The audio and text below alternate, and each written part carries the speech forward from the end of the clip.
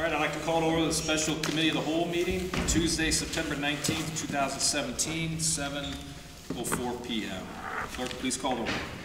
Soretta. Here. Folds. Here. Fontaine. Here. Griffith. Here. Kiesling. Here. Peters. Here. And Weirin. Here. 7 present, Mr. President. All right, thank you. First up, Community Economic Development, Chairwoman Kiesling.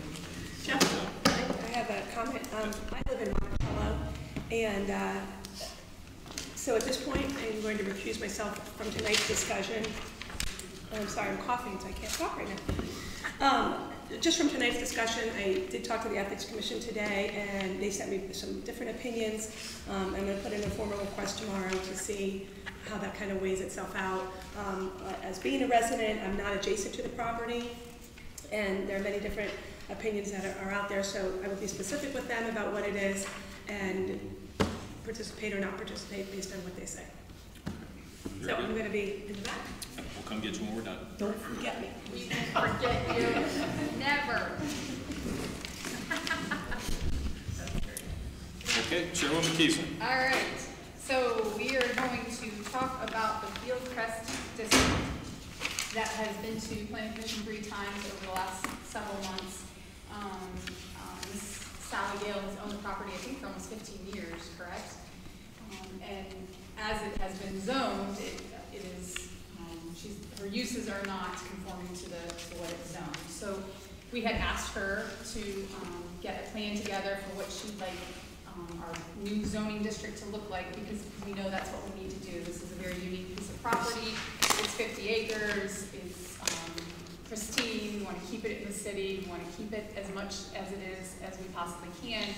And the only way to do that is to give it a unique zoning code, because we don't have that capability in our code currently. And so we really appreciate you hiring somebody to bring us the new chapter for our zoning code, and then it went to Planning Commission, had 3 public hearings, it was debated very extensively. Many changes were made. We appreciate you guys working with us or working with the Planning Commission, taking all their thoughts into consideration. Obviously, it's coming back to us now, so we're going to look at everything. Quite honestly, we're going to go line by line, so this is going to be arduous. I apologize, but so that everybody can understand, not everybody looks at the zoning code a whole lot. It's been my committee for 15 years, so I tend to get it a little bit better. But now is our opportunity as a council. We can tweak it if we like. If we don't like the setback option, if we don't like the conditional uses, we'll start looking at that line by line. If it gets to going too long, we may move on in the agenda and bring it back in a couple weeks. It's been 15 years, so I'm not sure we're in that huge of a hurry to throw it on and get voted on next week, but we may all be okay with everything and move on. We obviously take the opinions of our Planning Commission very seriously. However, 2 people did vote no on these set of recommendations. Peter Bolis and Denny Fleckner did, and I did speak to Peter personally, and his main issue was he thought it was a little too intrusive, too more like the setbacks. So some of the setbacks went to 200 feet. And originally they probably proposed 50 feet, but at one point it got moved to 100 feet, and then it got moved to 200 feet at this last meeting in August. And Peter thought that was a little too much if you compare it to the rest of the city's setbacks in the zoning code. Denny Fleckner sort of felt the same way. It was a little too controlling on their 50 acres of their property, of what they're currently doing. And what they're currently doing, they've been doing for many years. Yes, it's had some ups and downs and changes and different things go on, but the property owners around them, as far as I know, have never come and complained about what's been going on over there. And if they did, which I know there was a driveway that was built and there was a couple of things here and there, it was taken care of immediately. So the property's been used as is for 15 years, and everybody seems to have liked everything that they see on the property, hear on the property. Yes, there's been a couple concerts this year that the people did hear. There's a noise ordinance. At 10 o'clock it has to go out. Some of the people spoke about, yeah, they got a free concert. So, quite honestly, I think they've stayed well within their realm for not being zoned properly and asking and doing what we've asked them to do over the last 15 years. So I think we got to try to work with them, and I'm sure there's going to be some new things they'd like to try on the property. They want to make it viable. They need to, you know, she's got to make some money to be able, she put a lot of money into that property, and we truly appreciate it. We want to try and help her. We want to be a part of the team to keep that 50 acres sort of the way it is. And if that means tweaking this tonight or leaving it as is, that's what we'll do. So let's just start. It's going to be named Fieldcrest District. I think the Planning Commission originally said historic to your question. Yeah. Just to be clear, I didn't get a chance to talk to Denny. You did? He said it on the record. Okay, yeah, he made the comment at the end that he felt that 200 feet was excessive. Correct. And Peter didn't remember He full. didn't, and that's why I asked him. I asked him last night at the CIC meeting. So they voted no Because of based on the 200 feet and not any of the other amendments? Peter said a couple of making them come back for conditional uses, getting permits for a couple of the things he felt was a little above and beyond as well. He didn't go into very specifics, but for the most part, they're being asked to come back for permits for just about everything, if you look at it. So he felt that was a little too much, especially since a lot of it they've already been doing, but we can go line by line on that. Okay. Is that okay? Actually, in the title, there was a concern that came up at the very last meeting. There were some individuals that thought the use of the term historic as it applies to real property in Ohio might relate to those areas that have been declared historic districts. But here is not necessarily the case. The area hasn't gone through that process. It's certainly historic in the nature toward those that live in North Canton, the involvement with the Hoover family with the property. And so there was a suggestion at the last meeting that the title, instead of the Fieldcrest Historic District, I believe it is the Fieldcrest Estate District, if that's correct. That's what they spoke about, yes. Yes. Even though that didn't get put in this change in this Right. mock-up. That might better describe it. Right. So in the zoning code, it will be named chapter 1136. And it, you know, the first pages are just definite. The first, 113602, 1 and 2 is just definitions, which are the same throughout the zoning code. So then we get into the schedule of permitted uses. And hotel, motel, bed and breakfast, which currently there is a hotel or a motel or a bed and breakfast, I guess, on the property. Right now, originally they thought 100 feet from North Canton Residential District or 100 feet from East Hill. And at the very last meeting, they changed that to 200 feet. It would be a conditional use, so if they continue to use it as a bed and breakfast or a motel, hotel, they would have to come back and get a permit for that. And then it would be permitted if it were 200 feet or more from a residential district. So less than 200 feet, it needs a permit. More than 200 feet, it doesn't. I currently do not know where it sits from right now. It's got to be off. It's more than 200 feet. Thank you, Gary. That was Gary. All right, so there's that. And then we go on to the single room guest structures in which lodging is provided and offered to the public for compensation by the day or week, including cabins, tents, yurts, tree houses, and that's less than 950 square feet each. They agreed to get rid of all of the but not limited to in the entire document, just because that is a little open. Yeah. Even though some of them are conditional uses and they've got to come back for it anyways. So that's where you sort of get the. Hey, Marcia, I have a question. Why did they bump it from 100 to 200? Well, so in the current zoning code, if it's residential abuts parks, it's a 300-foot setback. But it's not a park, is it? It is not. No. What is it?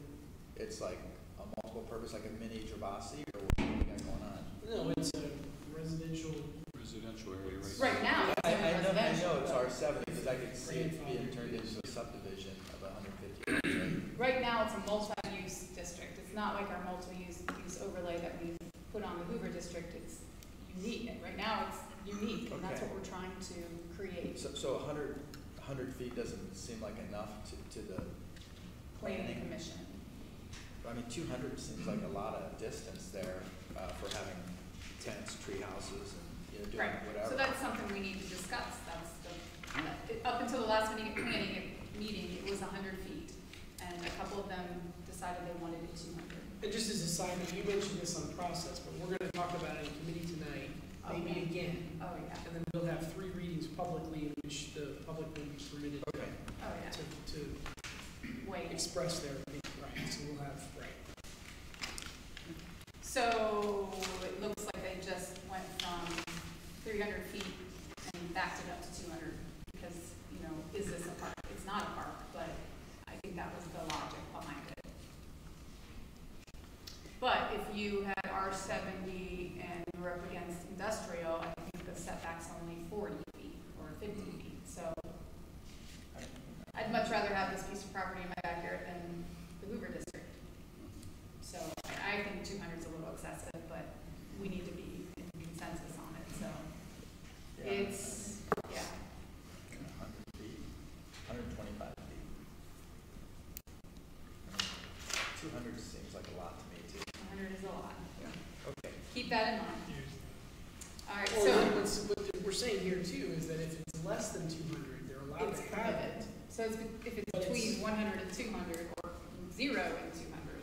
But they'd have to come and request conditional use status, meaning they'd have to come and show their plan, and there'd be, you know, public hearing as well. So you're saying nothing can happen within 200 feet of the border? That's not what I'm saying. Okay, I'm you're saying saying, the opposite. So Right. they could have something, but in order for them to have that, they'd have to come and ask special permission okay. and have it specially Closer approved. than- Right. It's effectively, right. So if it was 200, then that would be the, Then they'd have to get it specially approved by the Board of Zoning, well, yeah. If it would, Right, I'm sorry, by the planning commission, because it's a conditional use. Sorry, Gary, that's all right. clean. Right. Keep on stuff. And then if it's over 200, they are allowed to do it without asking special permission. yeah, okay, got So- it, got it. All right. So then they changed that number C, dwelling for occupancy by an employee and employee's family of the estate, limited to dwellings, either single family or dwelling units within the existing building. At the very end, they decided to make that conditional, depending on the feet as well, which does sort of, I guess, play into the rest of the document. In D, the real estate establishment related to use and activities permitted in the field crest will be FED now, not FHD. And they just got rid of but not limited to. So retail of art, interior, exterior decor, site-grown or other local grown fruits, vegetables, plants, seasonal special events, retail associated with permitted uses in the field crest estate district. So that's pretty specific when you take out the but not limited to. And then you've got conditional and permitted. Then your restaurant, but no takeout, indoor and outdoor, there's your uses, your offices, rental office not greater than 50% of the floor, conditional and permitted. What section are you on now? I'm sorry, I was on F, 11. 3603F. You good? Page 2. Page 2. Okay, And now we're going to 3. got it. Okay. And the only reason I'm going fairly fast because quite honestly, most of it is part of our code already. So it's, they just sort of tailored it to our code, which was very, very helpful. G, meeting, conference, and special events facilities, specifically indoor, outdoor facilities and spaces suitable for meetings, conferences, weddings, and similar events, maybe even a conservatory or greenhouse. So conditional and permitted, sort of the same as the other side. And then here's where this one, they changed at the very last minute. Education and cultural facilities, they must pull a city permit. School, public or private, which, you know, with less than 200 feet, I guess I'm okay with that. They did have a school on there, and they are no longer there, so. Daycare facility, child or adult, art studios, spaces for rent for artists, art production, instruction, indoor, outdoor studios for instruction, dance, music, painting, sculpture, agriculture-related demonstrations, such as winemaking, maple syrup production, apple butter making, etc. They just took out the but limited to. A library and a museum, all this they would have to pull a permit. Outdoor sculpture display. Not sure why they had to pull a permit for that. Would we be able to have that sentence there at at the top, must pull the city permits. I imagine that's there to cover for the distance for both of those. If we took the permitted use and made it a conditional use, perhaps you wouldn't need to have that sentence Must there. pull permit. Right. So H would become conditional on both sides. Right, Yeah. and I think it would Be easier that to would be the read. process, yeah, as we've done with the other ones. It's So H and I. H and I would both become conditional uses on both sides. Okay, Gary, you got it. I apologize, Mr. President, but I just want to weigh in here. I think that, and somebody correct me if my understanding is wrong, but the must-pull city permits primarily applied to the open performances and things like right now, if we have a gathering or a concert in the streets, you have to pull like a public gathering permit, et cetera, for Main Street Festival. That was what the intent was for that. I mean, clearly if you're going to build a library on there, you have to pull building permits. That wasn't the intent of you have to pull permits for that. It was more the public gathering / outdoor concert type of, noise ordinance types of things where it was indicated, hey, even though it might be a permitted use, you still have to go and pull the appropriate gathering permit or whatever through the city. So if they had like the 720 out there, they'd have to pull a permit. Correct, yeah. So that's more of what that discussion was, a must-pull city permit. Just so everybody's clear, all building permits will be required to be, be pulled and all of those kinds of things. So the must-pull city permits is more the gathering, the noise, those types of permits. That's an excellent point Mr. Fry makes. I think the majority of the concerns that folks did raise, and there weren't many, but those that did raise concerns were certainly with the distance to the property lines, and then indeed the concern with open performances and events, that the noise that could travel over. So that's and without trying to move you ahead, if you look at I, you'll see that same language, and you're talking about seasonal and special events on the property. So the discussion did surround those unique open venue type of situations. Yeah, but how do you make that understandable to somebody who's coming in and looking at our zoning code that it's permitted, but oh, by the way, you've got to pull an outdoor gathering, public gathering? Well, it would be just like the 720 market or anything like that. Hey, these are things you can do, but you've got to go through the appropriate process and pull the permits. Keep in mind that this zoning is going to apply to one property, Right. So. Got it. right. That must pull the city permits. Perhaps just slide that down to number 7. Yeah, Well, right. that would go for number 4 as well. Mm-hmm. 6. I mean, you could. Yeah, potentially those outdoor events, it could apply to several of those different types of Is it things. based on how many people show up at the outdoor, like over 50 people, over 100 people, or is it just if you want to have a concert, it's just me and my wife, for the concert? I mean, is it just a performance, or is it based on how many bodies and cars? We'd have to, and maybe Mr. Grimes could weigh in on this, we'd have to look at like what the police department requires for those open gatherings and different, because those permits, a lot of those are issued through the police department. Got it. And some of this process as well is just make sure the folks that are going to put this type of event together, that they understand the appropriate start times and stop times based on our ordinances for noise and so forth. Correct. Thanks, that clears that up for us. So it's really just like normal, thing. But So that would be permitted. Thanks, Gary. It would stay permitted on the right-hand side. And must pull permit in parentheses at 4, 6, and 7? Or should it just stay at the top? I don't know. I mean, they obviously have to pull permit for school or private, a daycare, do we need to check? if they're building. I don't have a problem with it staying at the top. Okay. Yes, Dave? Yes, can I just add one comment? As we're going through this, because this is a unique, it's going to be a unique zoning district, and Fieldcrest has really served the community very well, which we greatly appreciate. But one thing that I was thinking as we were going through this is just making sure that we are consistent. I know that we don't, this is a unique zoning that we're going to be establishing, but as we dig down into it, we want to make sure that we're fairly consistent with Fieldcrest as compared to you know, other churches, businesses, and residential areas, so that we're not, you know, exceeding or we're not any less than the requirements, right? Just so that we're, I think we want to be fair to Fieldcrest, and at the same time, we want to be fair to the residents. And so I think, you know, we just have to be consistent. What? That's all I have. Okay. All right. Moving on, so I think we've got H and I done. J, C below. H and I are both conditional. No, they're conditional P, they're CP, CP. They'll stay like they were.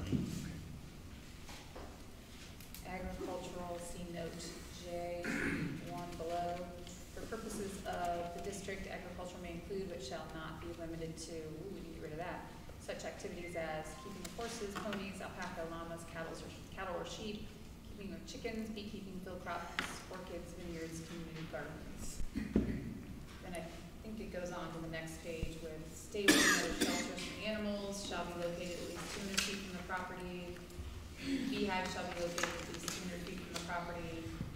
Agricultural uses shall be maintained as stated in this chapter in compliance with ordinances, and on-site butchering or processing of animals shall not be permitted. So that's in agricultural, and that's conditional and permitted depending on the setback. Now, in that section there, it also mentions shall not be limited to. I know. Is that a section we want to? Next thing you know, we got hippopotamuses in there.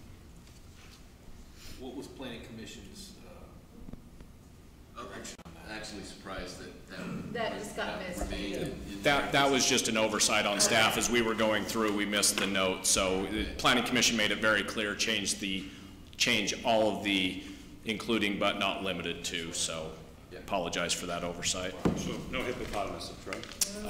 Correct. If you get one for Christmas, then maybe, but. Just saying. All right, then we're on to K, indoor recreation facilities, conditional and permitted. Those are defined in other portions. Yes, that's, yeah. And then the outdoor in L, recreation, including but not limited to, so there's one that got missed.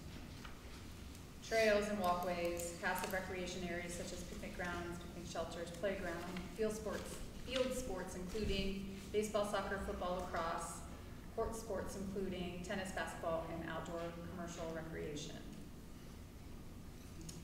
Conditional and permitted. Okay with that. M, accessory uses and structures including temporary restroom facilities, which would be porta potties, temporary lighting and sound systems, parking signs, gateway arches. They're accessory uses, so they get taken care of in a different part of the code. I gotta find it. So then would be, are we utilizing traditional setbacks for that? Or? I'm going to assume yes, Gary. 1130 shall be permitted as an accessory use in the district and denoted by the letter A. Such use shall be permitted as a subordinate building or use that is clearly incidental to and located on the same lot as the principal building or use. Accessory uses are further regulated in subsequent sections. Yeah, and we've got some things to discuss on the yard requirements that are here on the next page, so we can address that when you get there. All right, we can address M and N then, is what you're thinking? Well, no, those aren't, N is not accessory use. So accessory use and structures including permanent restroom, shower facilities, estate maintenance, storage buildings. Conditional and permitted, okay. And now we'll go on to 1136.04, lot and open space requirements. A minimum area of 40 acres shall be required for a lot classified in the Fieldcrest Estate District, except as otherwise approved by the Planning Commission in an amendment to the General Development Plan. At least 50% of the area within the district shall be maintained in open space. And that's pretty standard when it comes to like our lots, our allotments, and do you have anything to add to that, Gary? Okay. Yard requirements. So that's one of the things that protects the park-like nature of it, is that it's not overdeveloped, even if basically they developed everything inside the 200-foot they wouldn't be allowed to do that because there's still be limitations on the percentage of development. Right, does that make sense? I'm just anticipating some issues to address on this, on the yard requirements section, so. All right, so minimum setbacks, uses, structures, activities. They changed it from within the areas, there'd be 50 feet or up to 50 feet or less from the boundaries of it. Would be no structures, uses, lighting, or activities are permitted except landscaping, fences, animal pastures, and storm water facilities.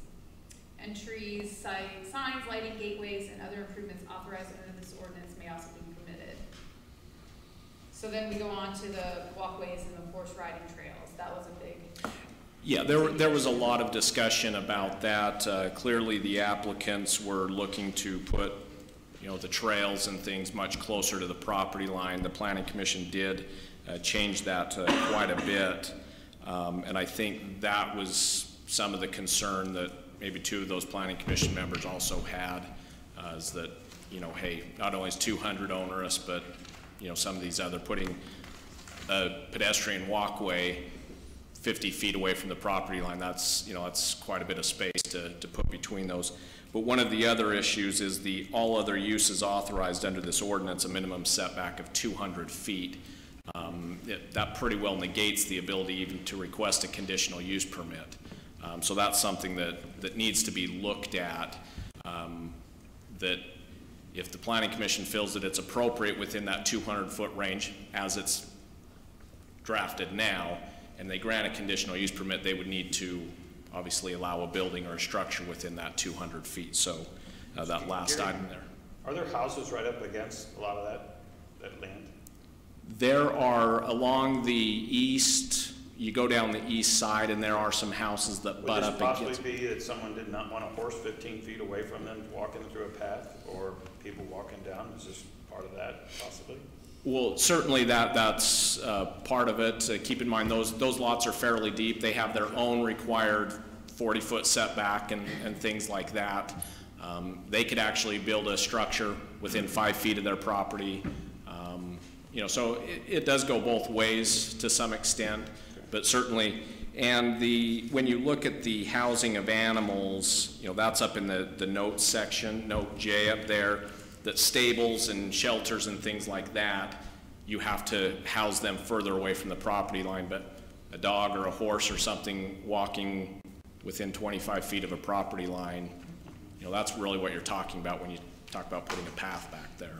But you had a technical concern here, let's not miss either, because I think it's a valid one, which is for all the issues that we just talked about, we said if they want to do them 200 yards or more from the border, that we would permit that.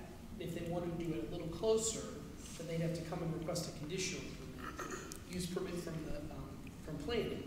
But you're suggesting that this last box, all of the uses authorized under this ordinance at 200 feet is going to conflict with that? That'll create a conflicting issue. Well, potentially. I mean, if it's not covered under one of those other things, you know, this catch-all, all of a sudden you're saying everything. You can't even come in and request a conditional use permit. Right. Because even though it says you can request a conditional use permit, you know, less than 200 feet, this section of the ordinance says, well, you can't put it there. Right. So this would, from a conflict standpoint, I think we've protected the 200-yard setback pretty carefully in pages 2 and 3 here. And then we've kind of negated some of that with this language. That is correct. And so, although I think the Planning Commission just went through and said, hey, we want a broad brush, 200 feet, you know, conditional use, anything less than 200 feet, conditional use, anything more than that, potentially permitted. I think it got swallowed up, this section, and maybe it's appropriate to leave it at the 75 or something like that, so that if the Planning Commission is considering a conditional use, whatever that distance may be that the City Council decides upon, that this doesn't undo that. And that would be in the situation as well where there's an unanticipated use that's requested, correct? It wouldn't be a conditional use at that point. Right. Well, if it's not in the ordinance. If it's something not listed already. Yeah, if it's something not listed, then technically we can't permit it. Right. Or we would have to go to the Zoning Board of Appeals for the similar use we have a section of the ordinance that's titled similar use and, you know, all of those kinds of things. But even that has a very narrow section or application. It can't be a use that we have defined somewhere in our ordinance. So if it's defined in our ordinance and it's not listed in here, then it's not permitted. So, you know, that's one of the things that not only the applicant but also city council would have to go through carefully. Have we missed anything? I'm sure we have. I'm sure we have too. It's, you know, it's impossible to catch everything, but pursuant to the ordinances, if it's not listed in here as a permitted or a conditional use permit, our ordinances do say that it's not permitted. So we need to look at that distance. So you think 75 would be? Correct. Because it's still under the conditional use permit category potentially, and so those impacts can be mitigated, but we don't want to unnecessarily tie the hands of the planning commission and say, well, one part of the ordinance says we can grant a conditional use, but by default we have to make it 200 feet. Right. I agree. Okay. Height regulations. Scary. Nothing extraordinary, that's pretty much basic. Right. Off-street parking, required in chapter 1153. B is the parking requirements again. They can use paved and grassed areas, which is different than other restaurants, but it's appropriate for this use. Landscaping, lighting, screening, I think this is all pretty much standard in our code already.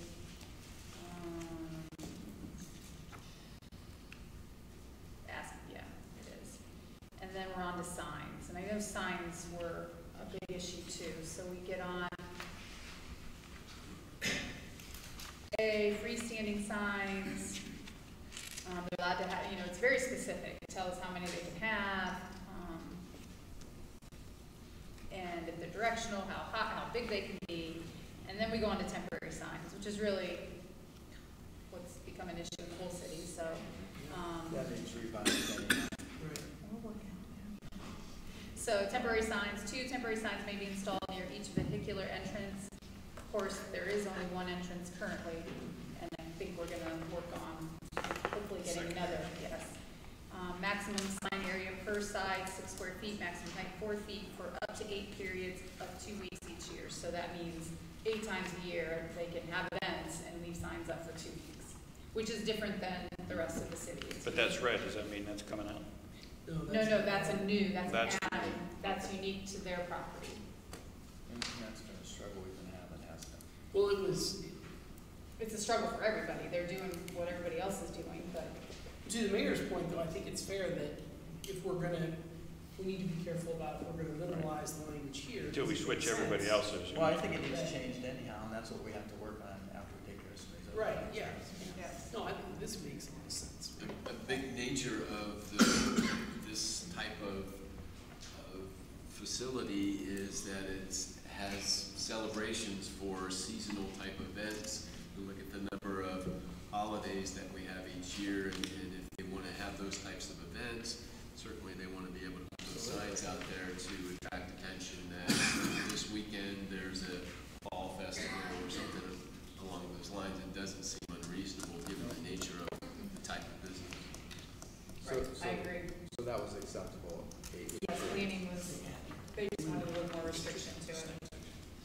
And then 2 is something the owner suggested and the planning commission took out.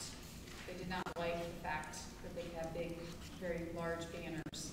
How large? 100 feet? 10 feet in height, not exceed 30 square feet. Well, like, What do you think, Gary? I think we should have some promotional signs here and there. I mean, I don't understand why that's a big deal. The point of removing number 2 was the specific fact that banners and flags are prohibited in the sign ordinance as well.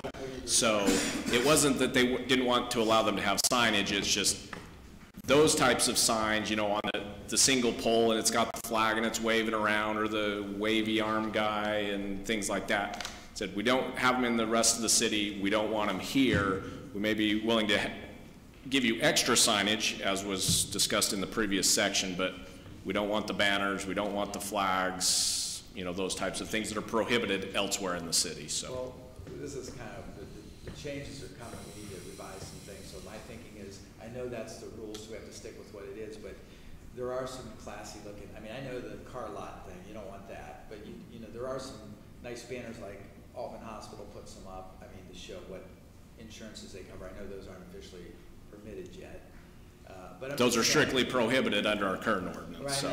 I know, but I'm just saying, I think, you know, as we, you know, we need to make some I'm thinking we need to make some change, I'm sorry. But We all know we need to make changes. that needs to be revised to something classy and more flexible. I at least wanted to just explain what the logic was of why they redlined, or why they took out that whole section. Well, we have to do a lot of overall.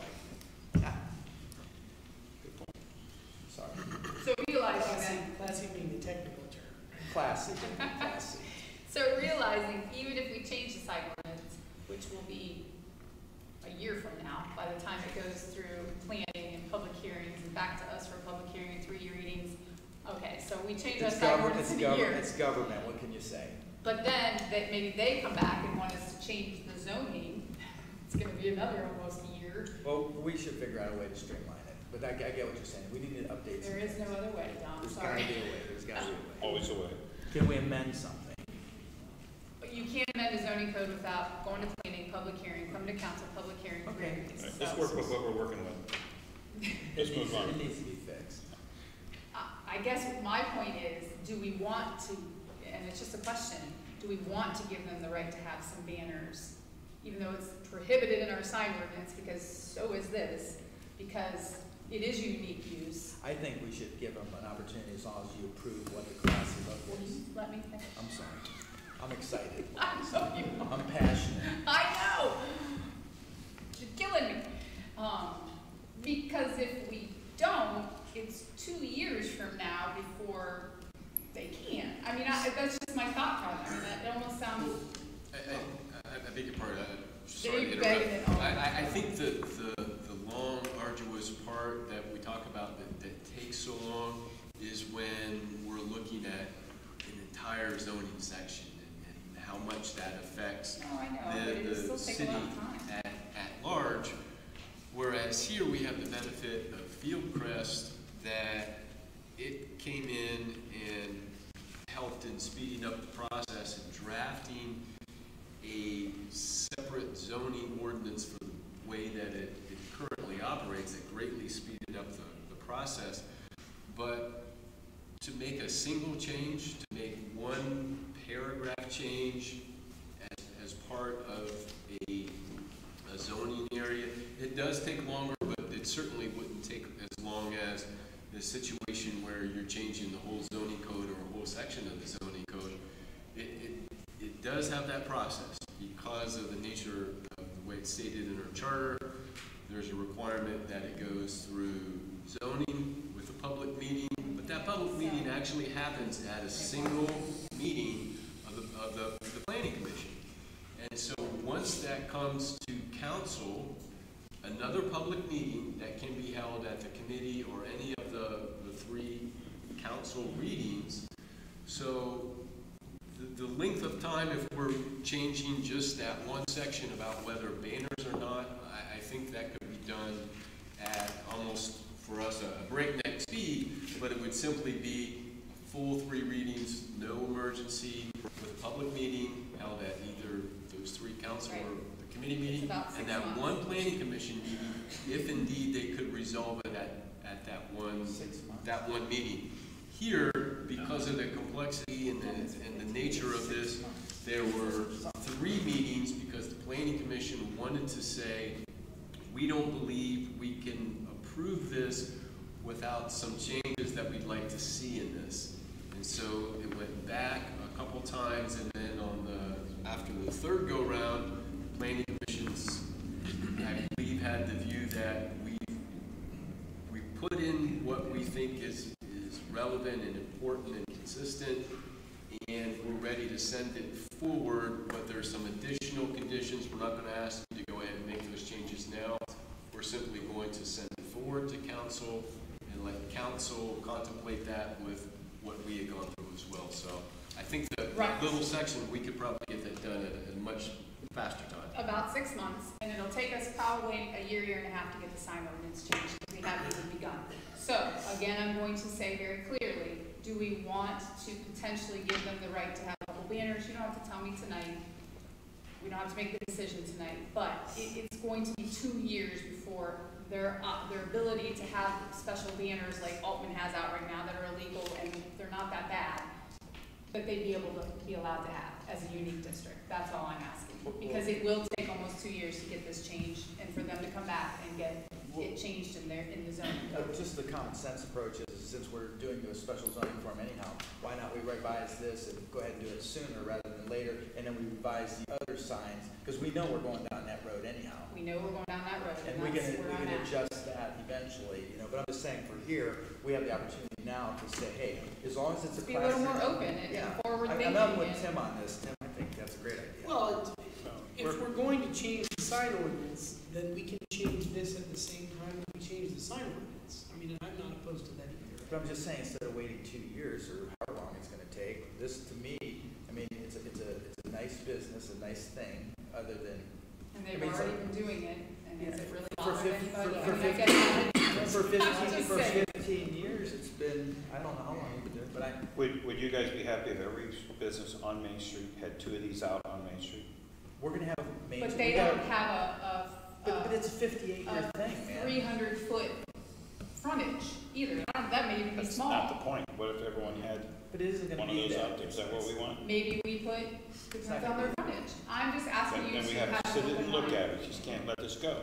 Well, let's stay with the code and we'll work it out as we go. But realizing this is a unique district is all I'm saying. So let's not be so smushy like we tend to be here in North Canton. Let's maybe open it up and think outside the box a little bit. They've had these banners and signs for 15 years. Okay, but then we're going back to what the mayor said. Are we gonna try to keep this as close as possible to everyone else, or we just are gonna go? We're gonna change stuff. We need to change it. There's no I question. think we want to give them the opportunity as much as we can to be successful out there. Absolutely. And if they can advertise with big banners, doesn't that get your attention? And they're not unsightly, and they're not well I would say done, with some and they're limits. not- I would say with some limits. So I want you to go back and think about it, and we'll talk about it again. But I would like to suggest adding banners back in. So it was taken out by the planning commission. Correct. It was It's put in by consistent. them, and it was So we would taken need out. to put it back. Correct. I agree with you on that one. Thank you. But we'll think about it. We got a lot of things to fix. We do. All right, 36.10, development plan review. This has to go back, if there's any type of development, it's got to go back to planning, site plan.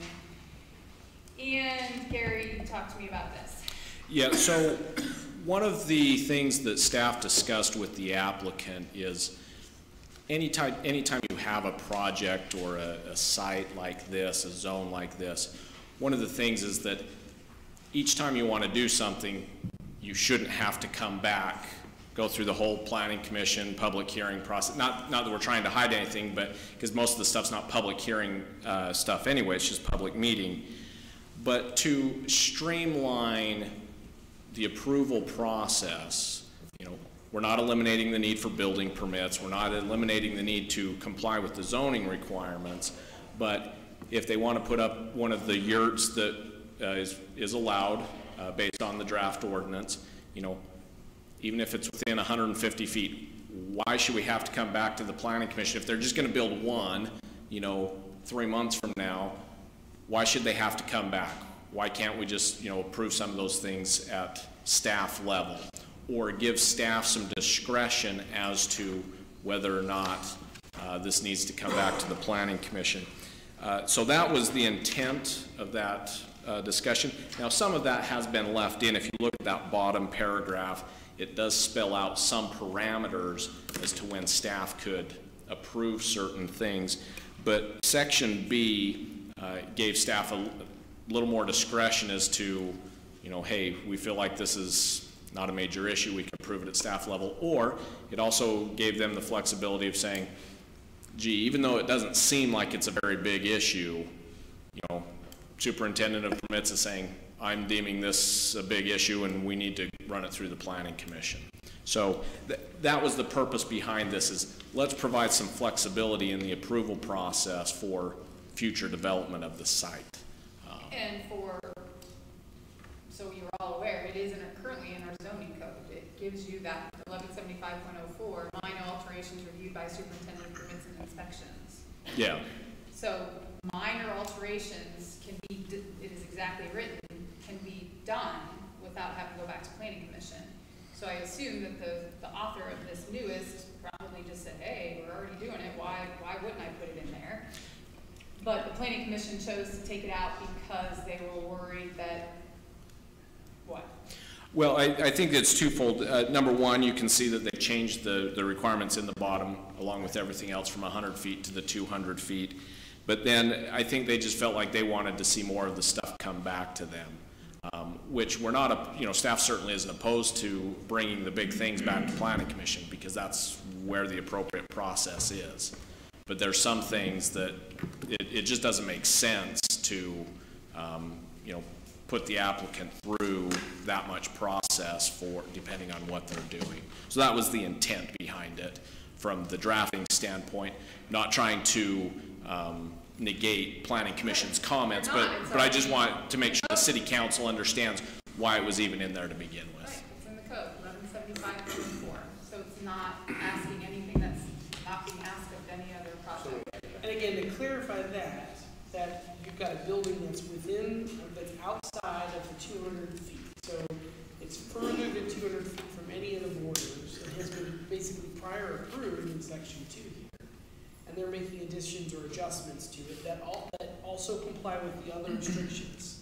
So they're not building a clock tower that's 50 feet tall, or a structure that's 40,000 square feet or anything. So we're saying, well, they're following all the rules anyway for those, so they don't need to ask special permission to do what we've already approved, essentially. We get that. That's Yes. good. Where are you at, Jeff, Mark? We can put that back in, is what I'm asking. This would be a put back On the on B. If it's what we already have. Or do you just want to leave, you think? So putting it back in B This is would right in give more discretion to the city staff, To the staff, as opposed to the planning commission. which is nothing different than what they have right now. Right. In all the other So zones. it seems to me it should just let be. You mean the city staff?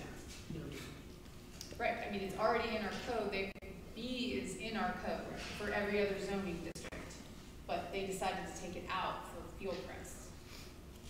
For extra protection for the Right. residents that were there. It's in every other segment of the code, I mean. I don't know, you guys, you Do can you want think to about, pause on obviously, that no one? hurries, Kick it it's just a around. thought, Yeah. it's there. All right, moving on to, that's it? The mayor have something to say? Wow, okay, David. Yes, one thought that I had is just whenever you look at zoning, it can become a real complicated issue because you have accepted practice in the city, and at the same time, you have the enforcement. That what we've struggled with administratively is some parts of town have slightly different needs than other parts of town. So you have some that have large plots of area, some that have smaller lots. But the one thing that I think that we've learned over the past 15 years or so is that when you resolve one problem, you can create inadvertently 3 or 4 additional problems. And so I know that we have a number of our residents here that are living in that area, and then we also have the owners of Field Crest that are here too. I think that we just have to be careful that we're making sure that we're diligently addressing each one of the issues, so that we have not only the council members' input, which is what's most important because you're approving it, but also some of those hidden issues that we may not be able to see unless we get some additional counsel like we've had in the past. We could look into that to see if we can get some outside review, because to say, okay, if you change this, then keep in mind these are the likely outcomes that we've seen in dozens of municipalities across the country. Just so that once it's approved, you know, the enforcement may not be exactly what was intended by the council or the planning commission, for that matter. And again, I don't mean to sound ambiguous, but I think what it is if we can make sure that all the concerns of the residents that are going to be affected by any zone change, and then also the property owner themselves, that we, you know, address specifically, just like we did on that lot change over at the Hoover when we were expanding the Hoover parking lot. That was not a very pleasant process when we started out. But we went sure, you know, the council and the administration, we went through and we made sure that we were crystal clear on the concerns of the residents and then also the developer on every one of the issues, because I know you as council members, you know, went through the list of, you know, I know we had one resident that had 37 issues. And we went through and systematically addressed every one of those issues to make sure that they were comfortable with it. And not everybody got everything that they wanted, but there certainly was a diligent review. So that's just one thing that I'm thinking. Thank you. Don't speak from the audience, please. David, so that's the only. So you said you were ambiguous. Do you have any specific thoughts? Yeah, I think what I'd like to do is that whatever as the council reviews this, and the residents that we have out there, that, you know, make sure that you are specifying your concerns so that we know about this ahead of time, because we've been through this before where we approve something with good intentions, and then the residents are saying, you know, do you realize what is going to occur, you know, to our property? So I would ask that the residents that are here, that are affected by the property, if you could put your concerns or your issues in writing so that the council and the administration are aware of what those issues are. And then we could also have, you know, we could get you know, a consultant to review it also. We could. You know, something to think about. And it's just because they have, you know, experience in other communities and what has happened in the past. Just so that we're being thorough. We want to be thorough. I think it's really good, though, that a lot of the standards that we've set here are consistent with other terms of the zoning. Yeah. So we're Very not, much so. yeah, there's a lot of consistency there, which I think is good. It's the way it should be. So we need to set a public hearing date. Mary Beth, did you map out the soonest we could have it? 6 weeks, right? Correct. So if we put a publication in tomorrow, it would be 6 weeks from tomorrow. 45 days. What did you say? 45 days? Is it 45 days or is it 6 weeks? Yeah, it's the same difference. It's a 45. You can have your hearing, set your hearing at the last date that you believe that you'll have your council meeting. We have no idea, so I'm just gonna set the public hearing. So probably November 13th would put us out like 6.5 weeks for the public hearing. Because it's already a Tuesday, so by the time it gets in the paper. Okay. What was that, November 13th, No, it's a Monday. probably do like 6, yeah, with the council meeting, so like 6 p.m., November 13th. Public, that'll be our public hearing, but you'll be able to speak at all our public speaks up until then as well. So, public hearing November 13th, 6 p.m. I will put it on the agenda in 2 weeks on committee, and then if we're more comfortable, if we decide on a consultant for these next couple weeks, of course we'll have to appropriate some money for that and decide what we're going to do. We have charts always done in the past. Yeah. This was addressed at the planning commission meeting, and we probably should get it out in the open right now before we move forward. Okay. There was a comment made that this could be considered spot zoning, which is illegal in the state of Ohio. So I would like our law director, and if Gary has any comments as well, to kind of weigh in and see where we're at on that. Sure. There was a concern that this might be spot zoning, and often it's a term kind of thrown around where there's the allegation that someone's being treated differently from those around them that are similarly situated, that have similar type circumstances in property.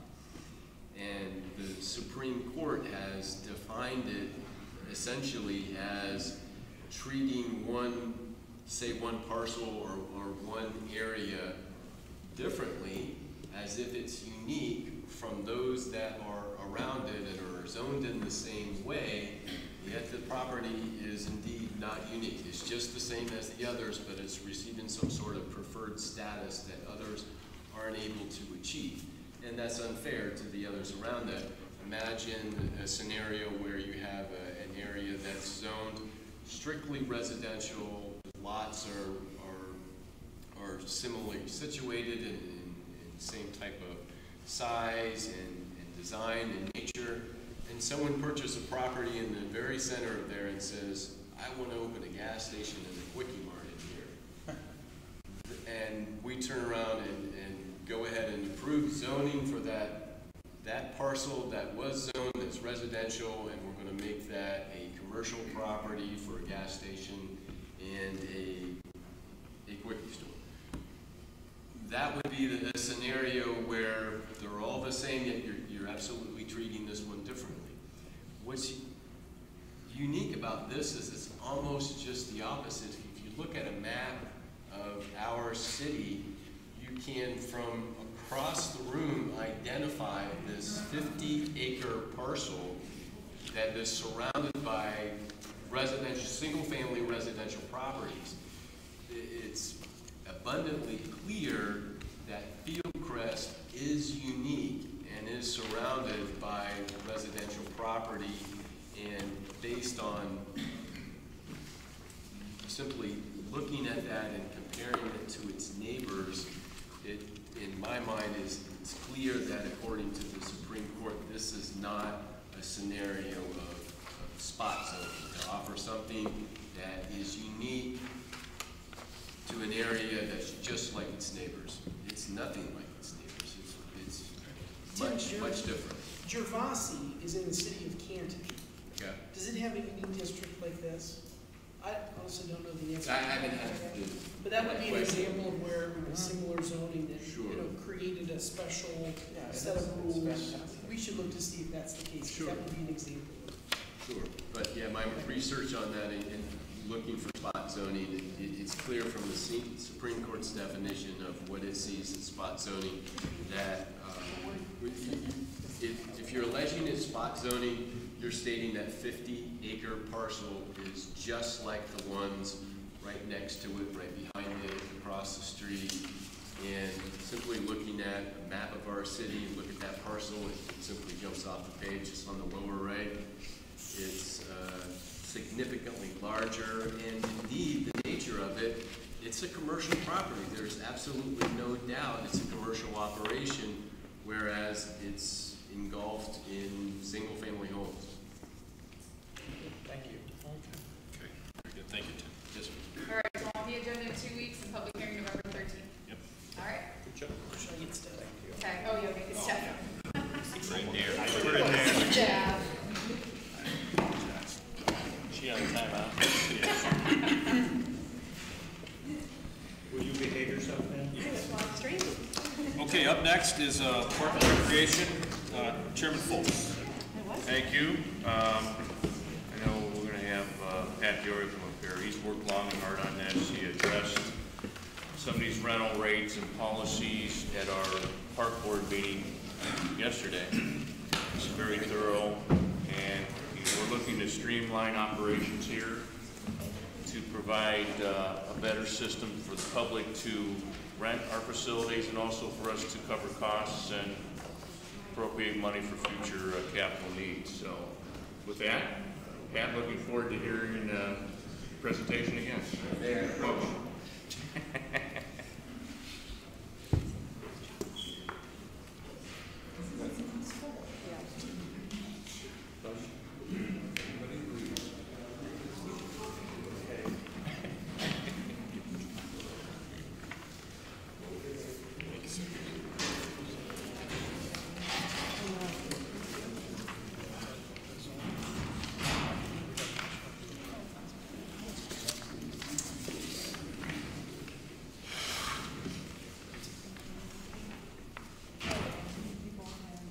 I thought I would stand if that's okay. It's easier to address the council, and this could take some time, and I'm glad that I can provide some levity to tonight's meeting.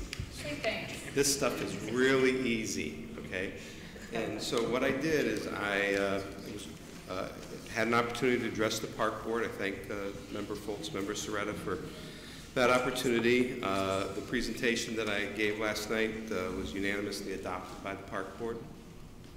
And I would like to review that with you as this being on your agenda. I had mentioned a couple weeks ago that I was trying to do a simultaneous presentation to try to save some time. So what is it that the city's trying to do? Well, one of the tasks that was given to me when I came here was to take from the mayor, was to take a look at the administration and try to find some ways in which we could do some things maybe more efficiently. And this was one of the areas that came up. And we've had some turnover in that arena where we manage the facilities over the years. And so it's never really been kind of fully assembled back together correctly. And I think if we move along in this direction, it's going to make it a lot easier for us to administratively handle the increasing demand we have for our recreation rental facilities. Presently, we have a clerk at the service department that works on this, a couple of administrative assistants up here. Being in separate locations, it creates a lot of confusion. Jim Davis has done a great job getting us to this point where we at least have a unified calendar that prevents us from double booking. So to implement this and making these changes, it became apparent that we also needed the latest technology to make this a more automated process.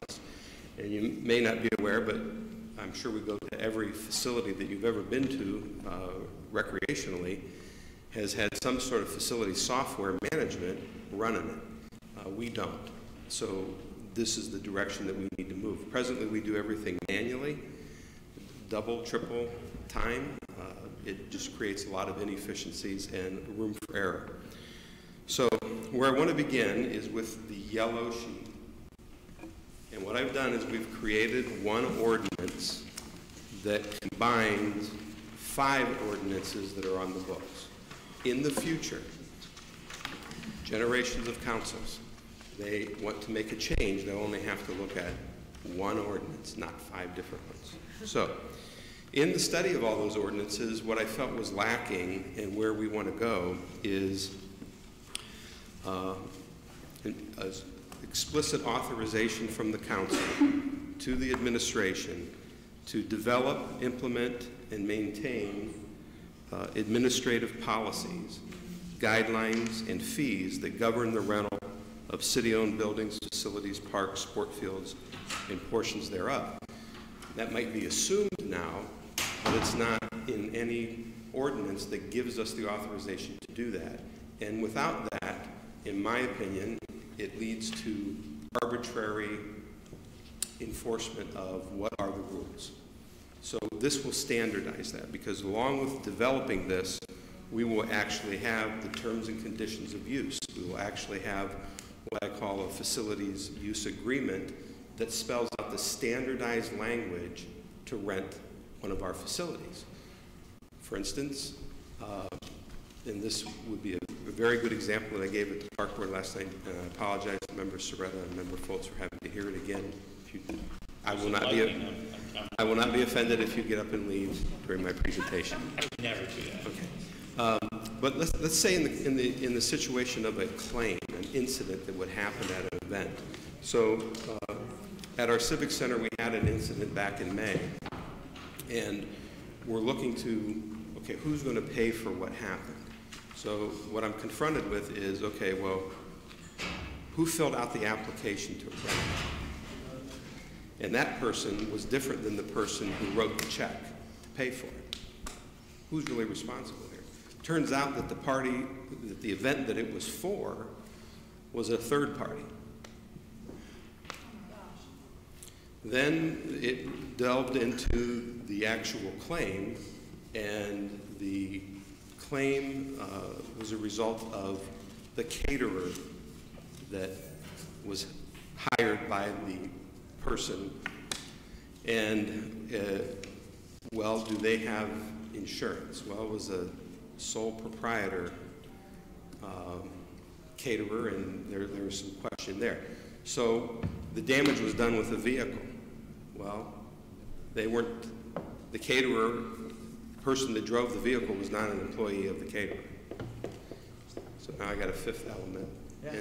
And then the vehicle was rented. It was a U-Haul. So there are 6 to 8 parties involved in trying to figure this out, who's going to pay. Administratively, it's next to impossible to deal with that. So we need to introduce some standardization here in that regard. Also, things that are maybe just common sense, but they're not spelled out. Like, for instance, we do not wish commercial vehicles backed into our mulched beds. It needs to be spelled out, because if it isn't, you know, there's a number of those things. We talk about you know, alcohol at one of our facilities at the Civic Center. What happens if we were to spill red wine that was being served and it's in the middle of the carpet in the room and the stain doesn't come out? What happens? And without that being spelled out, as it is in almost every other municipality that does this, we put ourselves in a less advantageous position. So we're trying to eliminate that. Now, having served on a different side of the dais with you, I can say that I've tried to, in the next sentence, preserve some sort of guideline for council over how those administrative policies would be adhered to. So said administrative policies and guidelines shall include, but not be limited to, preserving and protecting the city-owned facilities available for rent. Yes, we don't want them destroyed. We want to preserve them, protect them, maintain them. That's what council wishes us to do. To provide for the fair and orderly reservation and usage of those facilities. We don't want to create a madhouse in trying to rent these out. And this facilities management software that we'll be using is an extraordinary tool for us. Simple things like perhaps someone calls to do a rental at the Civic Center for Christmas this year. And let's say it happens to be available. So we book it. Next day someone calls in and says, well, we'd like to do something at Christmas at the Civic Center. I'm sorry, it's been booked. A week or two goes by, and I've seen a couple of these happen since I've been here. The original party calls in and says, we changed our mind, we don't want to do it now. Well, presently we don't have that mechanism to reach back and find out who was it that called us to ask about that, and maybe we could call them back and say, hey, there was a cancellation, would you be interested?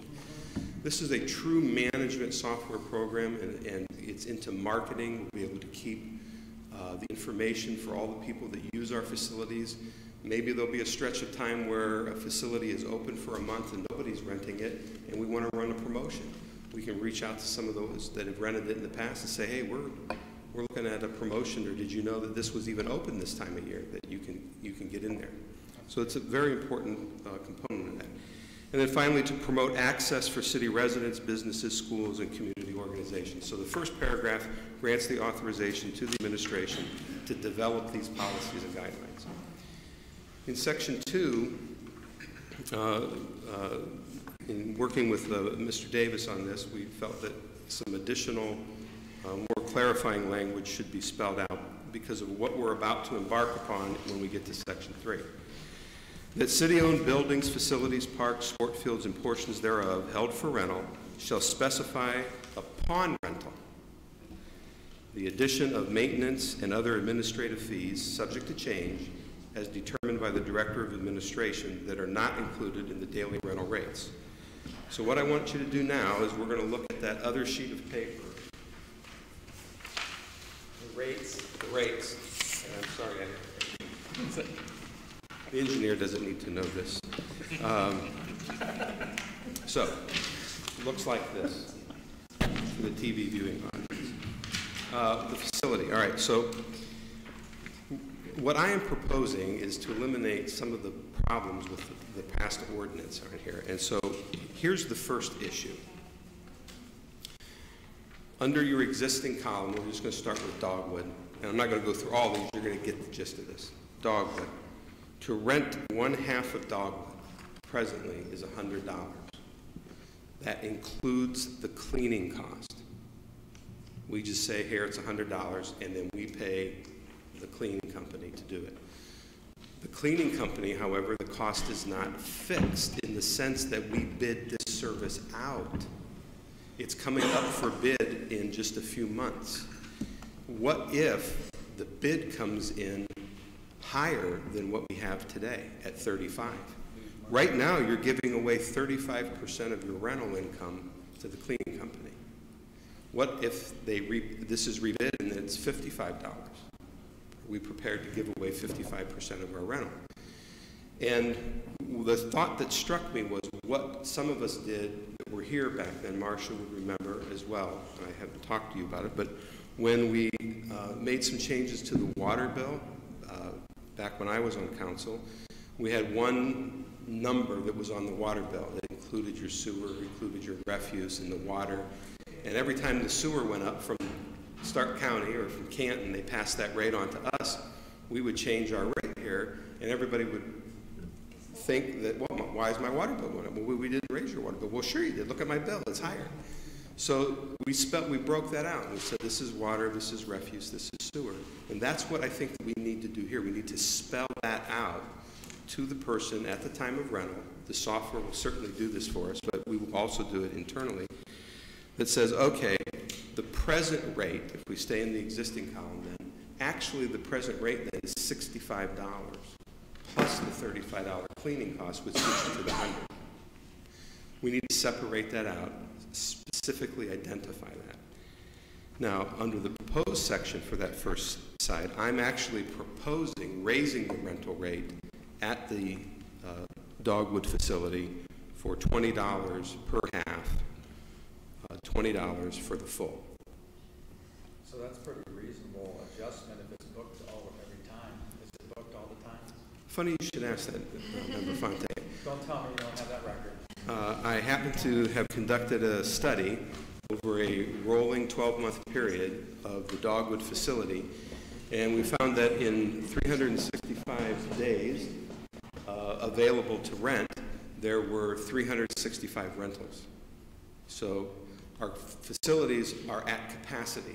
We're at the point where if we were in the corporate sector, the corporate solution would be, well, this could afford a doubling of the price in order to get the demand down.